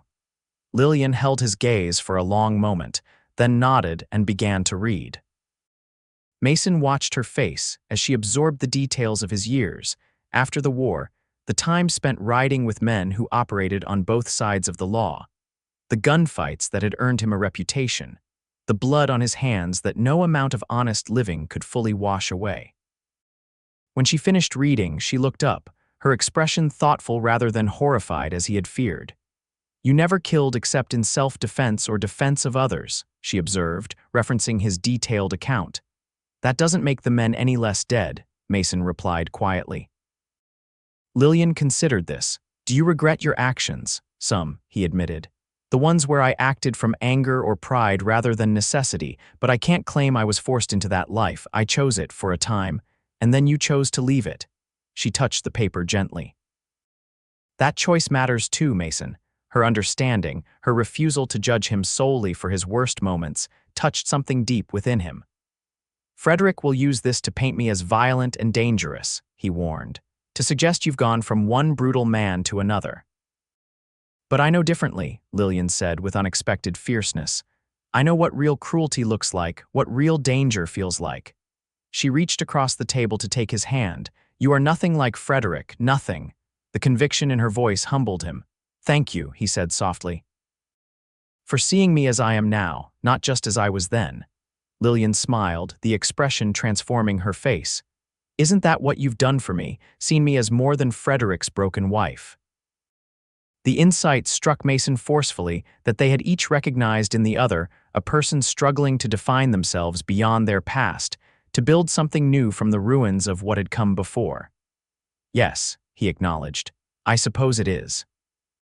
As December arrived, bringing snow to the higher elevations and a deeper chill to the plains, preparations for the final hearing intensified. Sam sent frequent updates on the case's development, including the troubling news that Frederick had indeed assembled several respectable witnesses willing to testify to Lillian's supposed mental instability. These include Dr. Harold Mills, who treated you after your miscarriage, Sam wrote. He apparently will claim that you exhibited hysterical tendencies and made unfounded accusations against your husband during your recovery. Lillian's hands trembled as she read this. Harold Mills was Frederick's friend from the Masonic Lodge, she explained to Mason. He never examined me without Frederick present, never asked how I fell down the stairs. Mason's expression darkened. The influential protecting each other. Exactly. Lillian set the letter down. How do we fight this? It's my word against theirs, a woman against respected professional men. Not just your word, Mason reminded her. Dr. Bennett's testimony, the physical evidence, the statements Sam has gathered from your former housekeeper and others. He took her hand. The truth has weight, Lillian, sometimes enough to tip even the most unbalanced scales. 3 days before they were to depart for Cheyenne, an unexpected visitor arrived at the homestead. Mason was checking the barn roof for leaks when he heard hoofbeats approaching. Hand moving instinctively to his sidearm, he watched as a single rider came into view, a woman, to his surprise, bundled against the cold. As she drew closer, Lillian emerged from the cabin, alerted by the same sound. She shaded her eyes against the winter sun, then gasped in recognition. Sarah. She called, hurrying forward as the rider dismounted. The woman, young, perhaps only 20, with Frederick's dark hair but softer features, embraced Lillian tightly. I came as soon as I could, she said, her voice muffled against Lillian's shoulder. When I heard what he'd done to you, what he's trying to do now. Frederick's sister, Lillian explained to Mason as he approached. Sarah Greeley. Mason nodded in greeting, noting the family resemblance but also the obvious affection between the two women. Mr. Jenkins, Sarah acknowledged him with a curtsy. Thank you for protecting my sister-in-law when my brother would not. Come inside, Lillian urged, noting how Sarah shivered in the cold. You must be frozen after such a journey. Over hot coffee and a hastily prepared meal, Sarah explained her presence. Frederick doesn't know I'm here, she said. He thinks I'm visiting friends in Denver, but when I heard about the divorce proceedings, about his claims that you were mentally unstable. She shook her head in disgust. I couldn't stay silent. What do you mean? Lillian asked. Sarah set down her cup with determination. I want to testify at the hearing, to tell the court what I witnessed in that house, the way he treated you, the things he said when he thought no one was listening. Lillian stared at her in astonishment. Sarah, are you certain? Frederick will never forgive you. Good, Sarah replied fiercely. I don't want his forgiveness. I want justice for what he did to you, for what he did to your baby. Her words hung in the air, laden with implication. You knew. Lillian whispered. Sarah nodded, tears filling her eyes. I was visiting that weekend, staying in the guest room. I heard the argument, heard him shouting about you embarrassing him at the bank dinner, then the sounds of struggle and… She swallowed hard. I heard you fall, heard you scream. You saw him push me, Lillian pressed, hope and dread mingling in her voice. No, Sarah admitted. I came into the hallway just after, but I saw his face, Lillian. He wasn't shocked or concerned. He was angry, as if you'd inconvenienced him by falling. Her voice hardened. And later, when the doctor came, I heard him tell Dr. Mills that you'd been emotional and clumsy lately, that you'd tripped on your own skirts. Mason and Lillian exchanged glances, both recognizing the potential impact of Sarah's testimony. An eyewitness account from Frederick's own sister would be difficult to dismiss. Sarah, Lillian said gently, testifying against your brother will come at great cost to you. Your relationship with your family, possibly your position in society. I don't care, Sarah interrupted. I've lived too long with the guilt of saying nothing that day, of watching him treat you cruelly while I pretended not to notice. She reached across the table to grasp Lillian's hand. Please, let me do this one brave thing. After Sarah retired to the small guest room Mason had hastily prepared, Lillian sat by the fire, deep in thought. Her testimony could be decisive, Mason observed, joining her. Yes, Lillian stared into the flames, but I worry about her. Frederick can be vindictive. He'll find ways to punish her for this betrayal. She's made her choice, Mason said gently. Just as you made yours when you left him. Sometimes standing for the truth requires sacrifice. Lillian nodded slowly. I know, I just never expected anyone to make that sacrifice for me. Mason took her hand, his touch warm and steady. "You inspire more loyalty than you realize, Lillian." The look she gave him then, full of gratitude, affection, and something deeper that neither had yet named aloud, made his heart beat faster. They had maintained careful boundaries during their time together, respecting the legal and moral constraints of her marriage even as their feelings for each other grew. But in moments like this, the promise of what might be once she was truly free hung between them like a tangible thing. "Mason," Lillian began, then hesitated. "Yes." She seemed to struggle with herself before finally saying, "Whatever happens in Cheyenne, I want you to know that these months with you have shown me what it means to be treated with respect, with care." Her voice softened on the last word, laden with meaning. Mason brought her hand to his lips, pressing a gentle kiss to her knuckles, the first truly intimate gesture he had allowed himself. "When this is over," he said quietly, "when you're free to make choices based solely on your own heart, we'll talk about what comes next. Until then, know that my feelings for you grow stronger each day." The journey to Cheyenne for the final hearing was tense but uneventful. They traveled with not only the Hansons but several other neighbors who had volunteered to accompany them, creating a formidable escort that would discourage any attempt by Frederick to interfere. Sarah rode beside Lillian, the two women deep in conversation for much of the journey. Mason, watching them, recognized the healing that was occurring as Lillian found an unexpected ally in her fight for freedom. They arrived in Cheyenne 2 days before the hearing, taking rooms at the same hotel as before. Sam Harrington met them the following morning, his expression brightening considerably when introduced to Sarah and informed of her willingness to testify. "This changes everything," he said as they conferred in his office. A family member's testimony, especially one who witnessed the aftermath of the incident that caused the miscarriage, directly contradicts Mr. Greeley's narrative about his wife's mental state. Sarah sat straight-backed and determined. "I'll tell exactly what I saw and heard, Mr. Harrington." "No embellishments, but no omissions either." Sam nodded approvingly. "Honesty is our strongest weapon, Miss Greeley. Just be prepared for Mr. Blackwell to question your motives, to suggest you have some grievance against your brother that has prompted your testimony." "Let him," Sarah replied with a flash of spirit that reminded Mason of Lillian. "I have nothing to hide." The morning of the hearing dawned clear and cold. Lillian dressed with care in a new gown purchased in Cheyenne, modest but becoming, in a deep blue that brought out the highlights in her auburn hair. As she pinned her hair in a simple but elegant style, Mason watched from the doorway connecting their rooms, struck by the transformation. The frightened, wounded woman he had found bleeding in the street was gone. In her place stood someone stronger, still bearing scars, still carrying the weight of her experiences, but no longer defined by them. "You look beautiful," he said simply. Lillian turned, a flush rising in her cheeks at his admiration. "Thank you. I want to face him looking like myself, not like his victim." Mason understood completely. "You'll never be his victim again," he promised, "whatever happens today." The courthouse was more crowded than before, word having spread of the scandalous divorce case involving one of Laramie's prominent citizens. Lillian held her head high as they walked through the gathering, Mason and Sarah flanking her protectively. Frederick was already seated inside, conferring with Blackwell. He looked up as they entered, his expression darkening when he spotted his sister beside Lillian.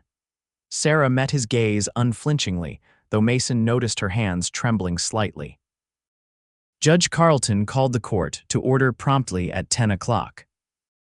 The proceedings began with opening statements from both attorneys, with Blackwell painting a picture of a devoted husband struggling to help a wife who had become mentally unstable after a tragic accident, while Sam presented evidence of a systematic pattern of abuse culminating in an assault that had caused the loss of Lillian's unborn child.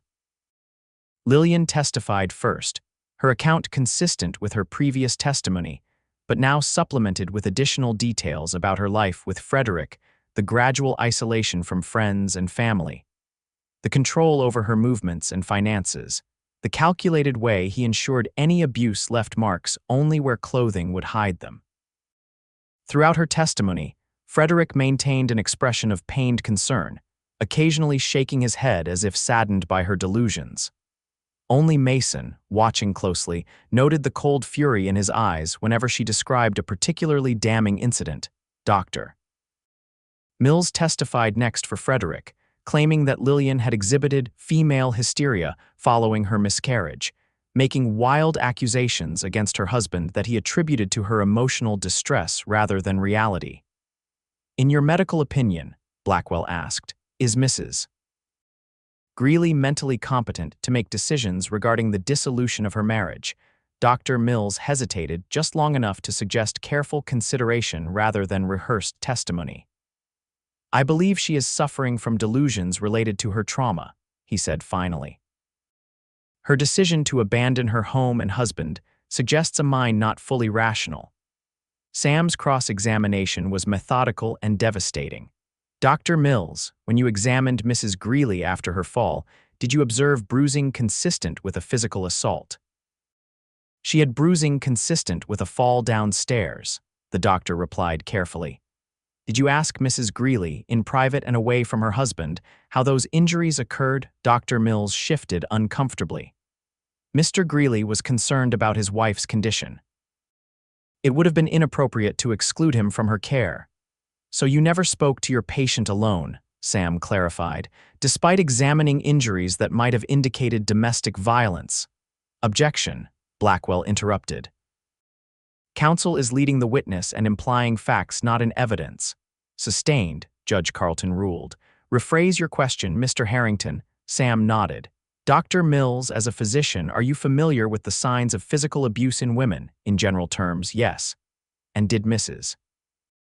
Greeley's injuries raise any such concerns in your professional assessment?" The doctor's eyes flickered briefly to Frederick. "Her injuries were consistent with a fall," he repeated. "A fall that just happened to occur during an argument with her husband," Sam pressed. "Objection." Blackwell was on his feet again. "Mrs. Greeley's claim that an argument preceded her fall is uncorroborated." Before Judge Carlton could rule, Sarah rose from her seat. "That's not true," she said clearly. "I was there. I heard the argument." A murmur ran through the courtroom at this unexpected interruption. Judge Carlton gavelled for silence. "Young lady, you will have your opportunity to testify if called," he admonished Sarah, who sat down looking chastened but determined. The exchange, however, had achieved its purpose. "Dr. Mills looked shaken, and the judge was now aware that corroborating testimony existed. When Mason took the stand to describe finding Lillian injured in the street, Blackwell attempted once again to use his past against him. "Mr. Jenkins, you've admitted to a history of violence, have you not? To being what many would call a gunslinger." "I've acknowledged my past," Mason replied evenly, "and my efforts to build a different life over the past 5 years. How convenient that Mrs. Greeley, a wealthy banker's wife, should happen to collapse near your property," Blackwell suggested. "Did you see an opportunity, Mr. Jenkins, a vulnerable woman you could rescue for your own purposes?" "No, sir," Mason said firmly. "I saw a human being in need of help, nothing more." "Yet you've developed feelings for Mrs. Greeley, haven't you? Romantic feelings that might cloud your judgment about her situation." Mason met the lawyer's gaze directly. "My feelings for Mrs. Greeley have no bearing on the facts of her injuries that night, or on Mr. Greeley's pursuit of her with armed men. Those are matters of record, not emotion." Blackwell seemed frustrated by Mason's composed responses, unable to provoke the emotional reaction he sought. The most dramatic moment of the hearing came when Sarah Greeley took the stand. Frederick straightened in his seat, his mask of concerned sympathy slipping to reveal naked fury as his sister was sworn in. Sarah testified clearly and directly about the events surrounding Lillian's miscarriage, the argument she had heard, Frederick's anger rather than concern after Lillian's fall, and his calculated explanation to Dr. Mills. "My brother told the doctor that Lillian had been emotional and clumsy lately," Sarah recalled. "But I had arrived only the day before, and Lillian had been perfectly steady on her feet, perfectly rational in conversation." She looked directly at Frederick as she added, "It was a lie, told to protect himself." Blackwell's cross-examination was brutal, suggesting that Sarah harbored jealousy toward her brother or resentment over financial matters. But Sarah remained composed, acknowledging that while she and Frederick had their differences, her testimony stemmed from what she had witnessed, not from any desire to harm him. "I love my brother," she said simply, "but I cannot remain silent about what he did." The testimony continued throughout the day, with character witnesses for both sides. By late afternoon, when closing arguments began, the courtroom was tense with anticipation. Blackwell's closing painted Frederick as a patient, devoted husband whose mentally fragile wife had been manipulated by a man with a violent past and questionable motives. He emphasized the sanctity of marriage and the traditional legal view that a husband had the right to correct his wife's behavior. Sam's closing, by contrast, focused on the evidence of physical abuse, the testimony of both expert and eyewitnesses, and the progressive laws of Wyoming Territory that recognized a woman's right to safety and dignity within marriage. "Your Honor," he concluded, "the evidence clearly establishes that Mr. Greeley subjected his wife to cruel treatment, including an assault that resulted in the loss of their unborn child. No legal or moral principle requires Mrs. Greeley to remain bound to a man who has so grievously violated the most basic obligations of marriage to protect rather than harm, to cherish rather than terrorize.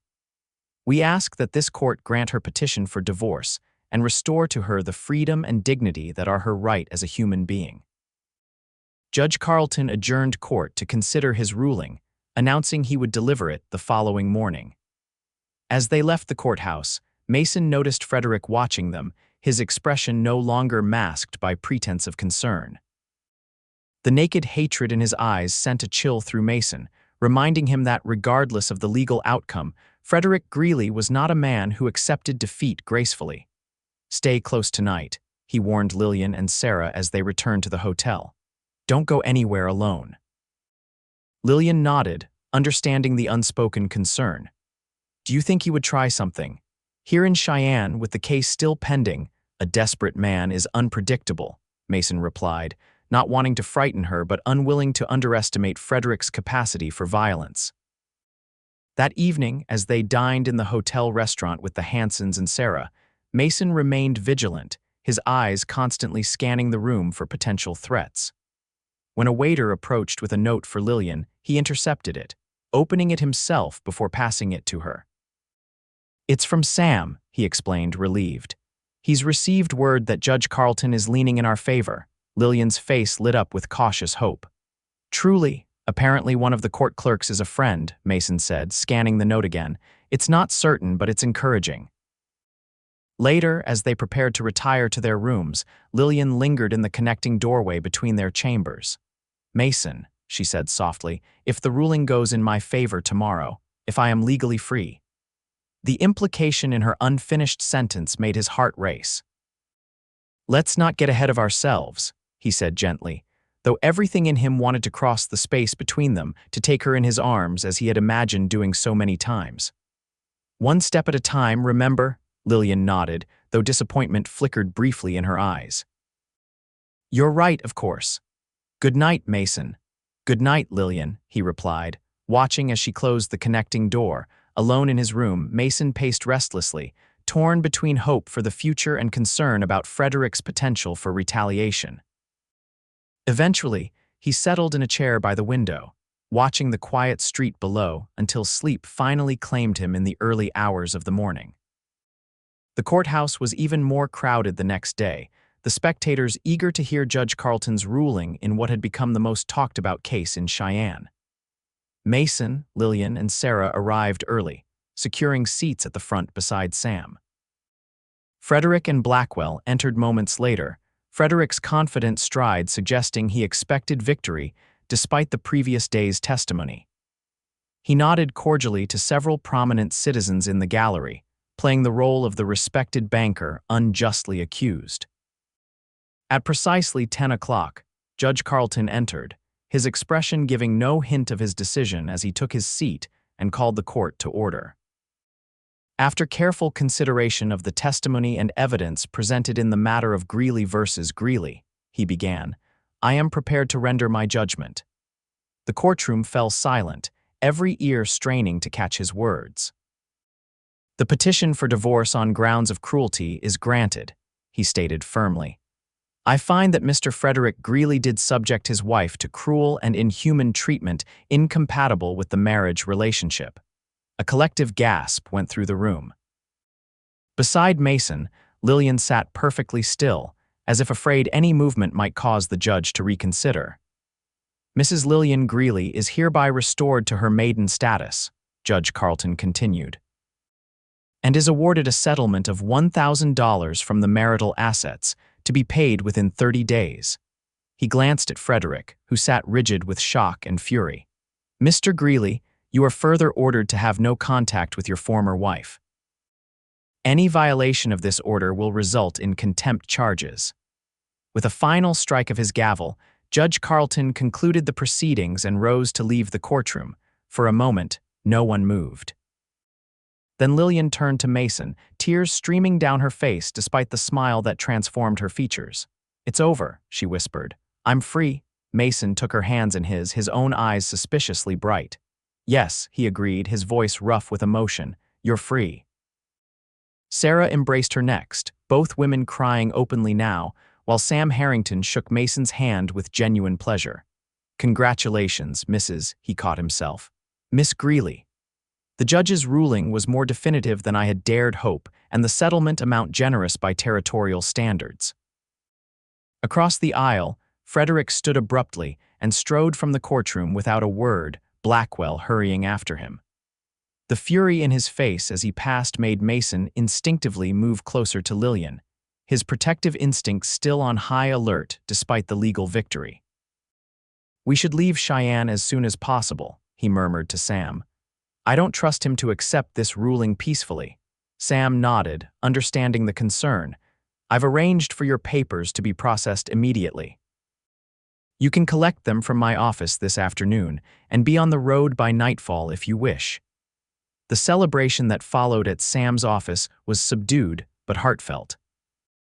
Sarah, who had defied her family to stand for the truth, faced an uncertain future now that she had publicly testified against her brother.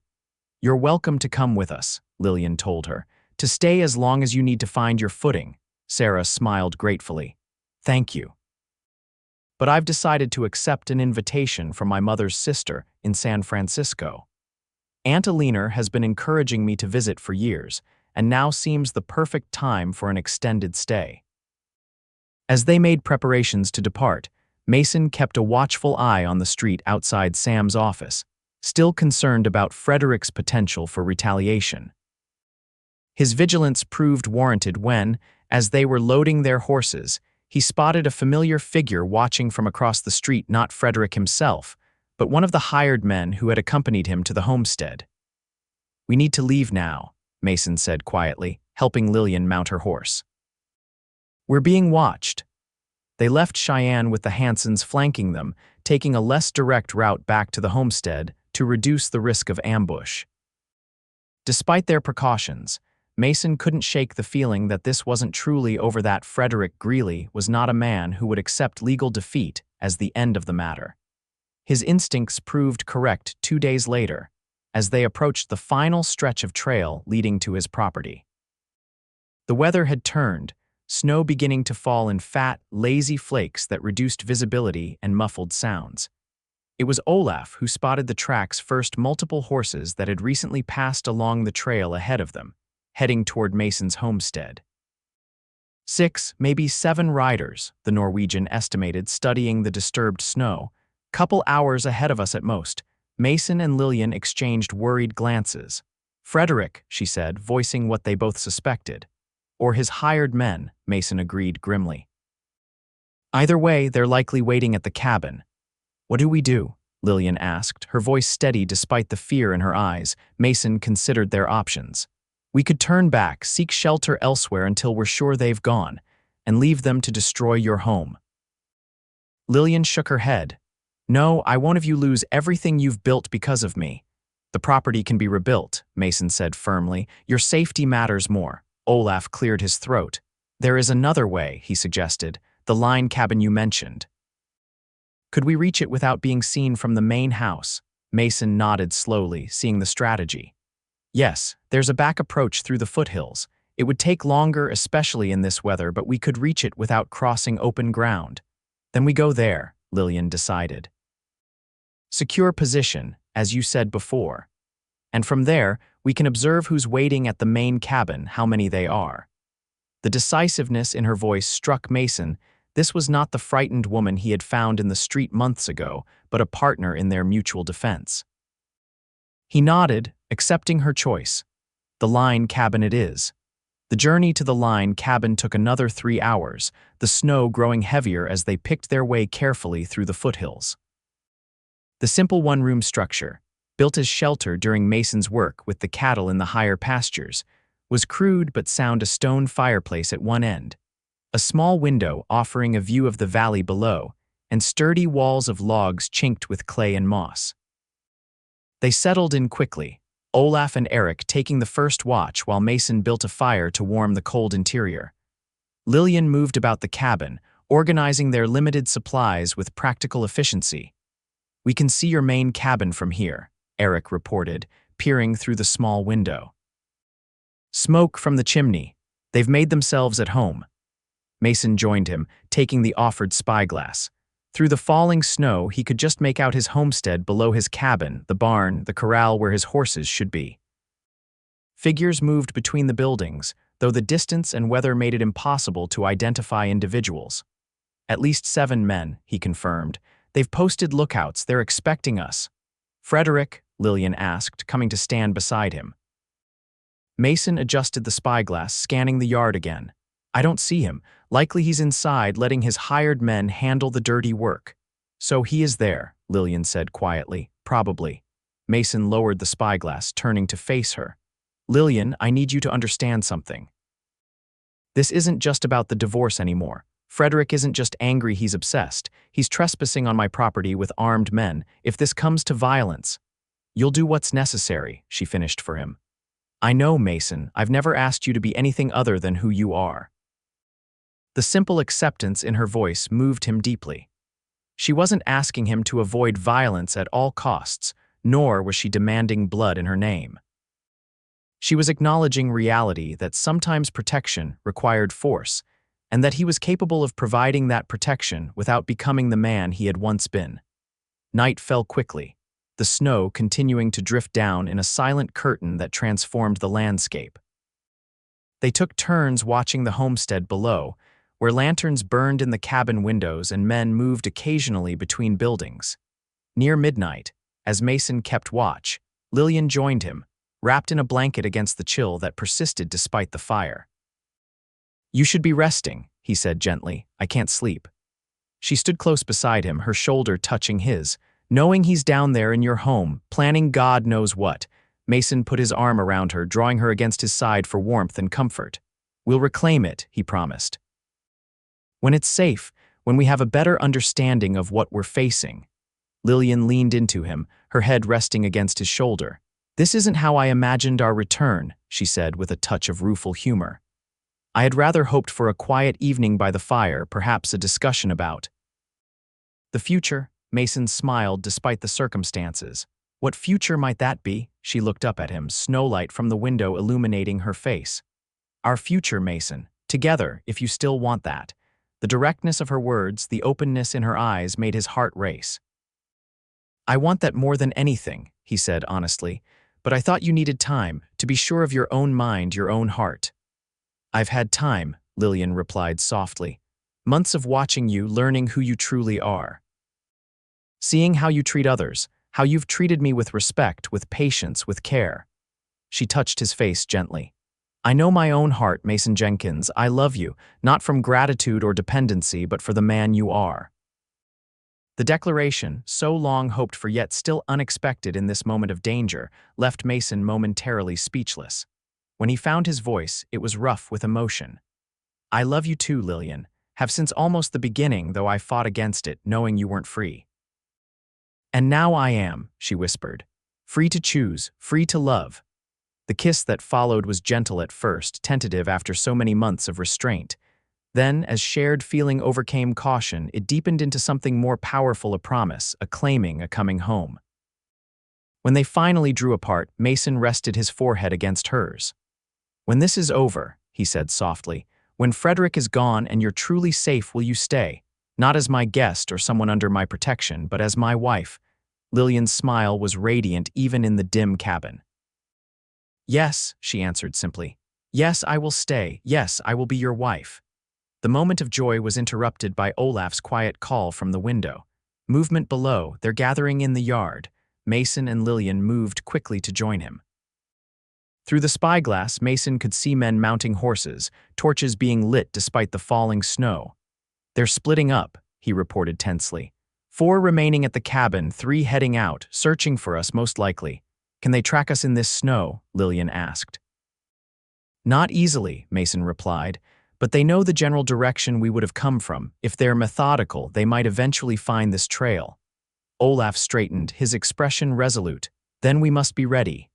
The next few hours passed in tense preparation. They secured the cabin as best they could, positioning themselves for defense, while maintaining watch on both the main homestead below and the surrounding terrain for approaching riders. Near dawn, Eric spotted them 3 riders moving cautiously through the foothills, following what must have been faint traces of their passage despite the snow. "They're good," Mason acknowledged grimly. "Better than I'd expected Frederick to hire." Lillian, who had adamantly refused to hide while the men defended the cabin, checked the shotgun Mason had taught her to use during their months together. "What's our plan?" "Let them come closer," Mason decided. "If they find the cabin, we have the advantage of position. If they pass by without spotting it, we let them go and hope the snow covers our tracks before they circle back." For a tense hour, they watched as the riders quartered the area, sometimes coming tantalizingly close to the cabin only to veer away again, misled by the confusing terrain and continuing snowfall. Finally, as the eastern sky began to lighten behind the clouds, the riders appeared to give up, turning their horses back toward the main homestead. "They're leaving," Eric reported with relief. "Heading back to the cabin." Mason wasn't entirely convinced. "Keep watch. They might have spotted something, might be planning to approach from another direction." But as the full light of day gradually revealed the landscape, there was no sign of the riders. They appeared to have genuinely retreated. "Now what?"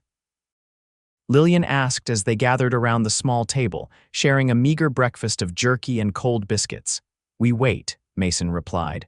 "Watch their movements, try to determine if Frederick is actually with them or directing them from elsewhere." And then, Mason exchanged glances with Olaf. "And then we retake my home." The day passed with agonizing slowness, all of them taking turns at the window to observe the homestead below. The snow had stopped, leaving a pristine white blanket across the landscape that made any movement from the cabin easily visible. By mid-afternoon, they had confirmed that Frederick was indeed present, a figure recognizable by his distinctive city clothes, and commanding posture emerged briefly onto the porch, surveying the property as if he already owned it. "He's planning to stay," Lillian said, a chill running through her that had nothing to do with the temperature. "To wait us out or force us to come to him. He can't stay indefinitely," Mason pointed out. "He has business in Laramie, appearances to maintain." "Unless he's beyond caring about appearances now," Lillian countered. "Unless his obsession with punishing us has overcome everything else." The possibility was troubling, but had the ring of truth. Frederick's actions had progressed far beyond what might be expected of even an angry ex-husband. To bring armed men to occupy another man's property, to pursue a woman who was legally no longer his wife, these were the actions of someone who had crossed a line into dangerous obsession. As evening approached, they formulated a plan. Olaf and Eric would circle around to approach the homestead from the east, creating a distraction that would draw attention away from the main cabin. Meanwhile, Mason would approach from the west, using the cover of darkness to get close enough to assess the situation more directly. "And me?" Lillian asked, making it clear she expected to be included. Mason hesitated. "I need you to remain here," he said carefully. Not because I doubt your courage, but because you're what Frederick wants. If something goes wrong, if we're captured or worse, you need to be free to escape, to reach Cheyenne or the Hanson farm for help. Lillian clearly wanted to argue but recognized the logic in his strategy. Very well, she agreed reluctantly, but if you're not back by dawn, I'm coming after you. The determination in her voice left no room for debate. Mason nodded, knowing better than to underestimate her resolve. Fair enough. They set out as darkness fell, Mason embracing Lillian briefly but fiercely before departing. Be safe, she whispered against his neck. Come back to me. Always, he promised, then slipped into the night. The approach to the homestead was tense but uneventful. Mason moved with the stealth developed during his years on the wrong side of the law, using the terrain and shadows to his advantage. By the time he reached the edge of the clearing where his cabin stood, he could see that Frederick's men had grown complacent. Only one guard was visible, pacing lazily near the barn. From his position, Mason could see lantern light in the cabin windows. Through a gap in the curtains, he glimpsed movement. At least 3 men inside, one of whom he recognized as Frederick from his distinctive profile. He waited, watching and listening, until the agreed-upon time for Olaf and Eric to create their distraction. Right on schedule, a series of shouts and crashing sounds came from the eastern edge of the property, as if someone had stumbled into the woodpile there. The effect was immediate. The guard near the barn called out in alarm, and moments later, 2 men emerged from the cabin, weapons drawn, heading toward the commotion. Frederick appeared in the doorway but remained on the porch, peering into the darkness. Mason seized the opportunity, circling around to approach the cabin from the rear. The back door was unlocked. He had never seen the need for locks out here, allowing him to slip inside undetected. He found himself in the familiar confines of his own kitchen, now strewn with the remains of meals and empty bottles. Moving silently, he positioned himself to see into the main room, where Frederick now paced anxiously while one man remained with him, rifle at the ready. It's probably just a deer, the man was saying. Peters and Reynolds will check it out. It's them, Frederick insisted, his voice taut with obsession. Jenkins and my wife, they've come back, just as I said they would. Ex-wife, the man corrected, earning a glare from Frederick. She will always be my wife, Frederick snapped. No judge's ruling changes that. She belongs to me, and she will learn the cost of defiance. The naked possession in his voice, the unhinged quality of his insistence, confirmed Mason's worst fears. Frederick Greeley was no longer operating within the bounds of reason or law. He was a danger that would not be deterred by legal rulings or moral appeals. Making his decision, Mason stepped into the doorway, his revolver aimed steadily at Frederick's guard. Drop the rifle, he ordered quietly. The man spun, startled but professional enough to hesitate rather than fire immediately. That moment of hesitation was enough for Mason to add, I've got a clear shot, you don't. Think carefully. After a tense second, the guard lowered his weapon to the floor. Frederick stared at Mason with a mixture of shock and fury. Jenkins, how did you where is she? Safe, Mason replied evenly, keeping his focus on the guard. Far from you, and that's how she'll stay. She's mine, Frederick hissed, his handsome features contorted with rage. I made her. I shaped her. She has no right to leave me, especially not for a man like you. She's not property, Greeley, Mason said, his voice hardening. She's a person, with the right to choose her own path, her own future. He nodded toward the door. Now call in your men. Tell them to drop their weapons and leave my property. Frederick laughed, an ugly sound devoid of humor. Or what? You'll shoot us all, murder a prominent banker and several witnesses. Even in Wyoming Territory, that would see you hanged. I'm not planning to kill anyone, Mason replied calmly. Just to reclaim what's mine and ensure Lillian's safety. Lillian, Frederick spat the name. Already using her Christian name, are you? Already taken her to your bed like the whore she, the sound of a shotgun being cocked interrupted his tirade. Both men turned to see Lillian standing in the kitchen doorway, the weapon held steadily in her hands. That's enough, Frederick, she said, her voice level despite the fury in her eyes. You will not speak of me that way, not ever again. Mason suppressed a flicker of frustration at her presence. He should have known she wouldn't stay behind but focused on maintaining control of the situation. "Lillian, I told you to wait at the cabin." "You said until dawn," she reminded him. "It's nearly midnight." I grew concerned. Frederick stared at her with a mixture of rage and disbelief. "You would point a weapon at your husband, the man who gave you everything." "Ex-husband," Lillian corrected coldly. "And you gave me nothing but pain and fear. Now you will leave this place and never return, never contact me again." The commotion outside had grown louder. Olaf and Eric were engaged with the other guards. From the sound of it, Mason needed to end this quickly. "Last chance, Greeley," he said firmly. "Call off your men, leave peacefully, or this ends badly for all of us." For a moment, Frederick seemed to waver, perhaps finally recognizing the precariousness of his position. Then his expression hardened, and Mason saw his hand move toward his coat pocket. "Frederick, don't," Lillian warned, but it was too late. Frederick pulled a small derringer from his pocket, aiming not at Mason but at Lillian. "If I can't have you," he snarled, "no one will." What happened next seemed to unfold in slow motion. Mason fired, his shot striking Frederick's shoulder and spinning him sideways. But the derringer discharged as he fell, the bullet splintering the doorframe inches from Lillian's head. The guard, seeing his opportunity, lunged for his dropped rifle. Lillian swung the shotgun toward him, but hesitated to fire.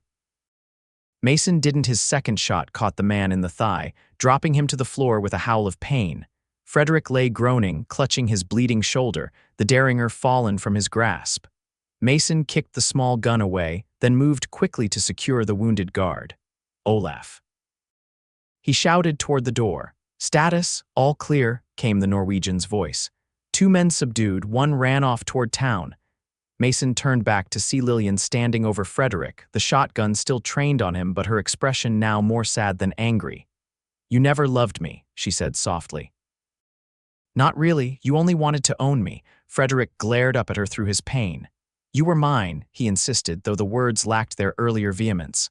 "My wife, you had no right to leave." "I had every right," Lillian replied firmly. "As a human being, as a woman deserving of respect and safety. The law recognized that right, Frederick. It's time you did too." Mason moved to her side, gently taking the shotgun from her hands. "It's over," he said quietly. "He can't hurt you anymore."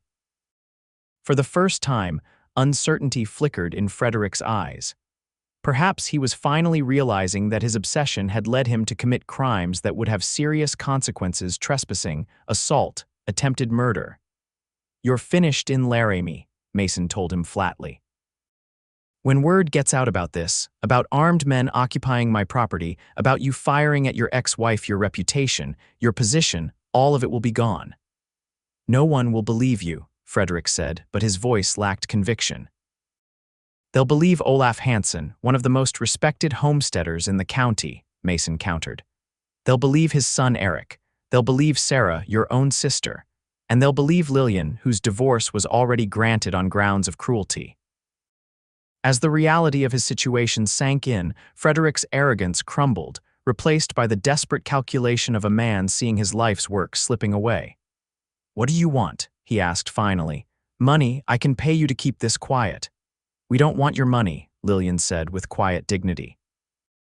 "We want you gone, out of our lives completely. Leave Wyoming Territory," Mason added. "Start over somewhere else where no one knows you or your history, and never contact Lillian again in any way." Frederick looked between them, perhaps seeing for the first time the united front. They presented not just protector and protected, but partners, equals in their determination to build a life free from his shadow. "And if I refuse?" he challenged, though the fight was draining from him with his blood. "Then we let the law take its course," Mason said simply. "Attempted murder carries a heavy sentence, even for a man of your standing." In the end, Frederick Greeley chose self-preservation over vengeance. With his shoulder bandaged and his remaining men disarmed, he and his hired guns departed Mason's property before dawn, escorted to the edge of the county by Olaf and several neighbors who had arrived after hearing the commotion. As the morning sun rose over the homestead, Lillian stood on the porch beside Mason, watching the distant figures disappear over the horizon. Do you think he'll honor his word, she asked, to leave the territory to stay away from us? I think he finally understands the consequences if he doesn't, Mason replied. His reputation in Laramie is already compromised. The story of his armed occupation of my property, his attempt on your life, it won't remain secret in a community this size. Lillian leaned against him, exhaustion finally catching up with her now that the danger had passed. It's really over then. Mason put his arm around her, drawing her close. That chapter is, yes. She looked up at him, a smile beginning to form despite her weariness. And what chapter begins now, Mr. Jenkins? Whatever one we choose to write together, Miss Greeley, he answered, bending to kiss her with all the love and promise he had held back for so many months. The wedding took place that spring, with the mountains still capped with snow but the valley bursting with new life. It was a simple affair, held on Mason's now their property, with neighbors and friends gathering to celebrate not just a marriage but a triumph over adversity. Sam Harrington came from Cheyenne to officiate, having obtained a special license for the occasion. Sarah traveled from San Francisco, where she had begun building a new life with her aunt's support, radiant with happiness for the couple who had helped her find her own courage. Olaf and his wife Ingrid stood as witnesses, their friendship with Mason and Lillian having deepened through the trials they had faced together. And Martha Wilson, who had been among the first to welcome Lillian into the community of homesteaders, presented the bride with a handmade quilt that would grace their marriage bed. Lillian wore a simple dress of pale blue, her auburn hair adorned with spring wildflowers. As she walked toward Mason, who waited beneath an arch of budding branches, she felt none of the trepidation that had marked her first wedding. There was only joy, certainty, and a deep sense of coming home. The vows they exchanged were traditional but invested with personal meaning.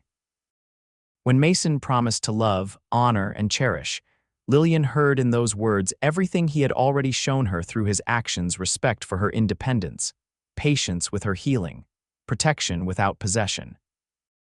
And when she promised the same in return, she did so not as a woman bound by societal expectations or legal obligation, but as an equal partner choosing freely to build a life with the man she loved. I now pronounce you husband and wife, Sam declared, beaming at the couple. Mason, you may kiss your bride. The kiss they shared was both tender and passionate, a declaration before their community of the love that had grown between them through hardship and healing. The celebration that followed lasted well into the evening, with music and dancing, food and laughter filling the homestead that had once been a place of siege and confrontation. Lillian, watching Mason dance with Martha Wilson's young granddaughter perched on his boot tops, felt her heart swell with gratitude for this unexpected life she had found. Later, as the guests departed and they stood together on the porch of their home, Mason wrapped his arms around her from behind, both of them gazing at the star-filled Wyoming sky. Happy? He asked softly, his breath warm against her ear. Lillian leaned back against him, secure in his embrace. More than I ever imagined possible, she answered honestly. Even though I'm just a rancher, not a wealthy banker with a fine house in town, she turned in his arms, framing his face with her hands. You are a man of honor and kindness. A man who saw me at my worst and offered help without demands. A man who taught me what love truly means. She smiled, her eyes reflecting the starlight. That makes you richer than Frederick Greeley could ever be. Mason kissed her then, a kiss that held all the promise of their future together. Welcome home, Mrs. Jenkins, he whispered against her lips. I've been home since the moment you found me, Lillian replied softly. Everything since has just been finding my way back to you. Word reached them the following winter that Frederick Greeley had relocated to San Francisco, where he had managed to secure a minor position at a bank through distant family connections.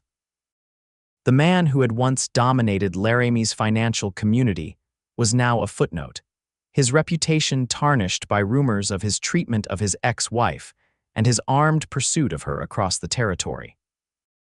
Lillian received the news with equanimity, having long since released the fear that had once governed her life. I hope he finds peace, was all she said, surprising Mason with her generosity of spirit. not for his sake, but for any woman who might cross his path in the future. Their own lives had settled into a rhythm of hard work and deep contentment. The ranch prospered under their joint management, Mason handling the cattle and horses, Lillian keeping the books, and starting a small but productive vegetable garden that supplied both their table and those of neighbors in need. When spring arrived again, bringing with it their first wedding anniversary, Lillian presented Mason with news that left him speechless with joy. They were expecting a child. "Are you certain?" he asked, his voice rough with emotion as he placed a gentle hand over her still flat abdomen. "Doctor Bennett confirmed it when I visited Martha last week," Lillian replied, her eyes shining. "She says everything appears healthy. The baby should arrive in early autumn." Mason gathered her carefully in his arms as if she had suddenly become fragile, precious glass. "I never thought." He began, then had to stop, overcome. Lillian understood without him finishing. After her traumatic loss, after the violence that had ended her first pregnancy, they had both harbored unspoken fears about whether she could conceive again, whether her body had been too damaged by Frederick's cruelty. "Nor did I," she admitted. "But it seems life has more surprises in store for us." The months of her pregnancy were a time of anticipation and preparation. Mason built a cradle with his own hands, carving intricate designs of mountains and stars into the headboard. Lillian sewed tiny garments from soft flannel, each stitch a prayer for the child growing within her. Their neighbors, particularly the women, surrounded Lillian with practical support and wisdom. Martha Wilson shared herbal remedies for morning sickness. Ingrid Hansen taught her Norwegian lullabies to sing to the baby. And Sarah, in letters from San Francisco, sent beautifully embroidered blankets for her future niece or nephew. When Lillian's time came, it was Martha who served as midwife, her experienced hands guiding their son into the world as Mason paced anxiously outside, prohibited from the birthing room by tradition, but desperate to be at his wife's side. "You have a healthy boy, Mason Jenkins," Martha announced as she opened the door, her lined face wreathed in smiles. "And a wife who has the strength of 10 women, I swear it." Mason entered the bedroom with reverent steps, his eyes finding Lillian propped against the pillows, tired but radiant, a small bundle cradled in her arms. The love that swept through him at the sight was unlike anything he had ever experienced, fiercer than passion, more tender than devotion. "Come meet your son," Lillian said softly, pulling back the blanket to reveal a tiny face with a shock of dark hair that promised to curl like his father's. Mason sat carefully on the edge of the bed, reaching out with a trembling finger to touch the baby's cheek. "He's perfect," he whispered, his voice thick with emotion. "We'll call him William," Lillian said. "After your father, if that pleases you." Mason nodded, unable to speak past the lump in his throat. That she would honor his family, his heritage, in naming their child moved him beyond words. Little William thrived, growing strong on his mother's milk and the boundless love of both parents. He had Mason's dark hair and steady gaze, but Lillian's determined spirit was evident from his earliest days. As autumn gave way to winter, and their small family settled into the rhythm of life with a newborn, Lillian found unexpected healing in motherhood. The memories of her lost first child would never fade completely, but they were gradually overshadowed by the joy of watching William grow and develop. One snowy evening, as they sat before the fire with William sleeping peacefully in his cradle beside them, Lillian turned to Mason with a contemplative expression. "Do you ever think about how close we came to never having this?" she asked. "If you hadn't found me that night, if you had ridden past or taken a different route."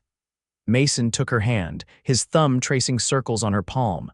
"I prefer to think it wasn't chance," he said thoughtfully. "That something, fate, providence, whatever name you give it, brought us together when we both needed healing." Lillian smiled at the uncharacteristic philosophy from her practical husband. "The gunslinger with a poet's heart," she teased gently. "Only with you," he replied, bringing her hand to his lips. "Only ever with you." As William grew from infant to toddler, the Jenkins homestead expanded to meet the needs of their growing family. Mason added a second bedroom to the cabin and began construction on a larger house that would give them more space for the future children they both hoped would follow. Lillian, meanwhile, found unexpected purpose beyond motherhood and ranch management. Drawing on her education and natural organizational skills, she began teaching the children of neighboring homesteaders 3 days a week in a small school, building the community erected near the Hanson farm. "You've found your calling," Mason observed one evening as he watched her prepare lessons at the kitchen table, William playing with carved wooden animals at her feet. Lillian looked up, surprised. "Do you think so?" "I do." Mason smiled, remembering her question years ago about who she would be when no longer defined by her relationship to a man. "You're building something important, something entirely your own." "Not entirely my own," she corrected gently. "I couldn't do any of this without your support, without the freedom you've given me to discover who I am." "The freedom was always yours," Mason said, sitting beside her. "I just helped clear the path so you could find it." Lillian leaned against him, content in the knowledge that they had built something rare and precious together, a marriage of equals, a partnership in the truest sense of the word. The years that followed brought both joy and challenges. A daughter, Emma, joined their family 2 years after William, her arrival coinciding with the completion of their new house, a spacious 2-story structure that became a center of community gatherings and hospitality. Mason's ranch prospered, his careful management and hard work resulting in one of the most successful operations in the county.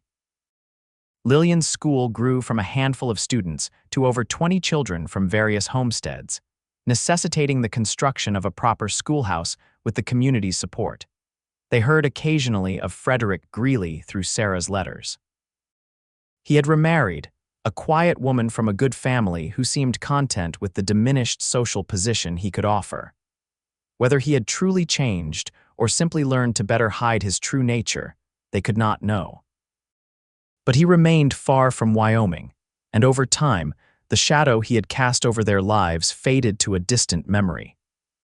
On the 10th anniversary of the night Mason had found Lillian bleeding in the street, they sat together on the porch of their home, watching William and Emma play with the puppies from their shepherd dog's recent litter.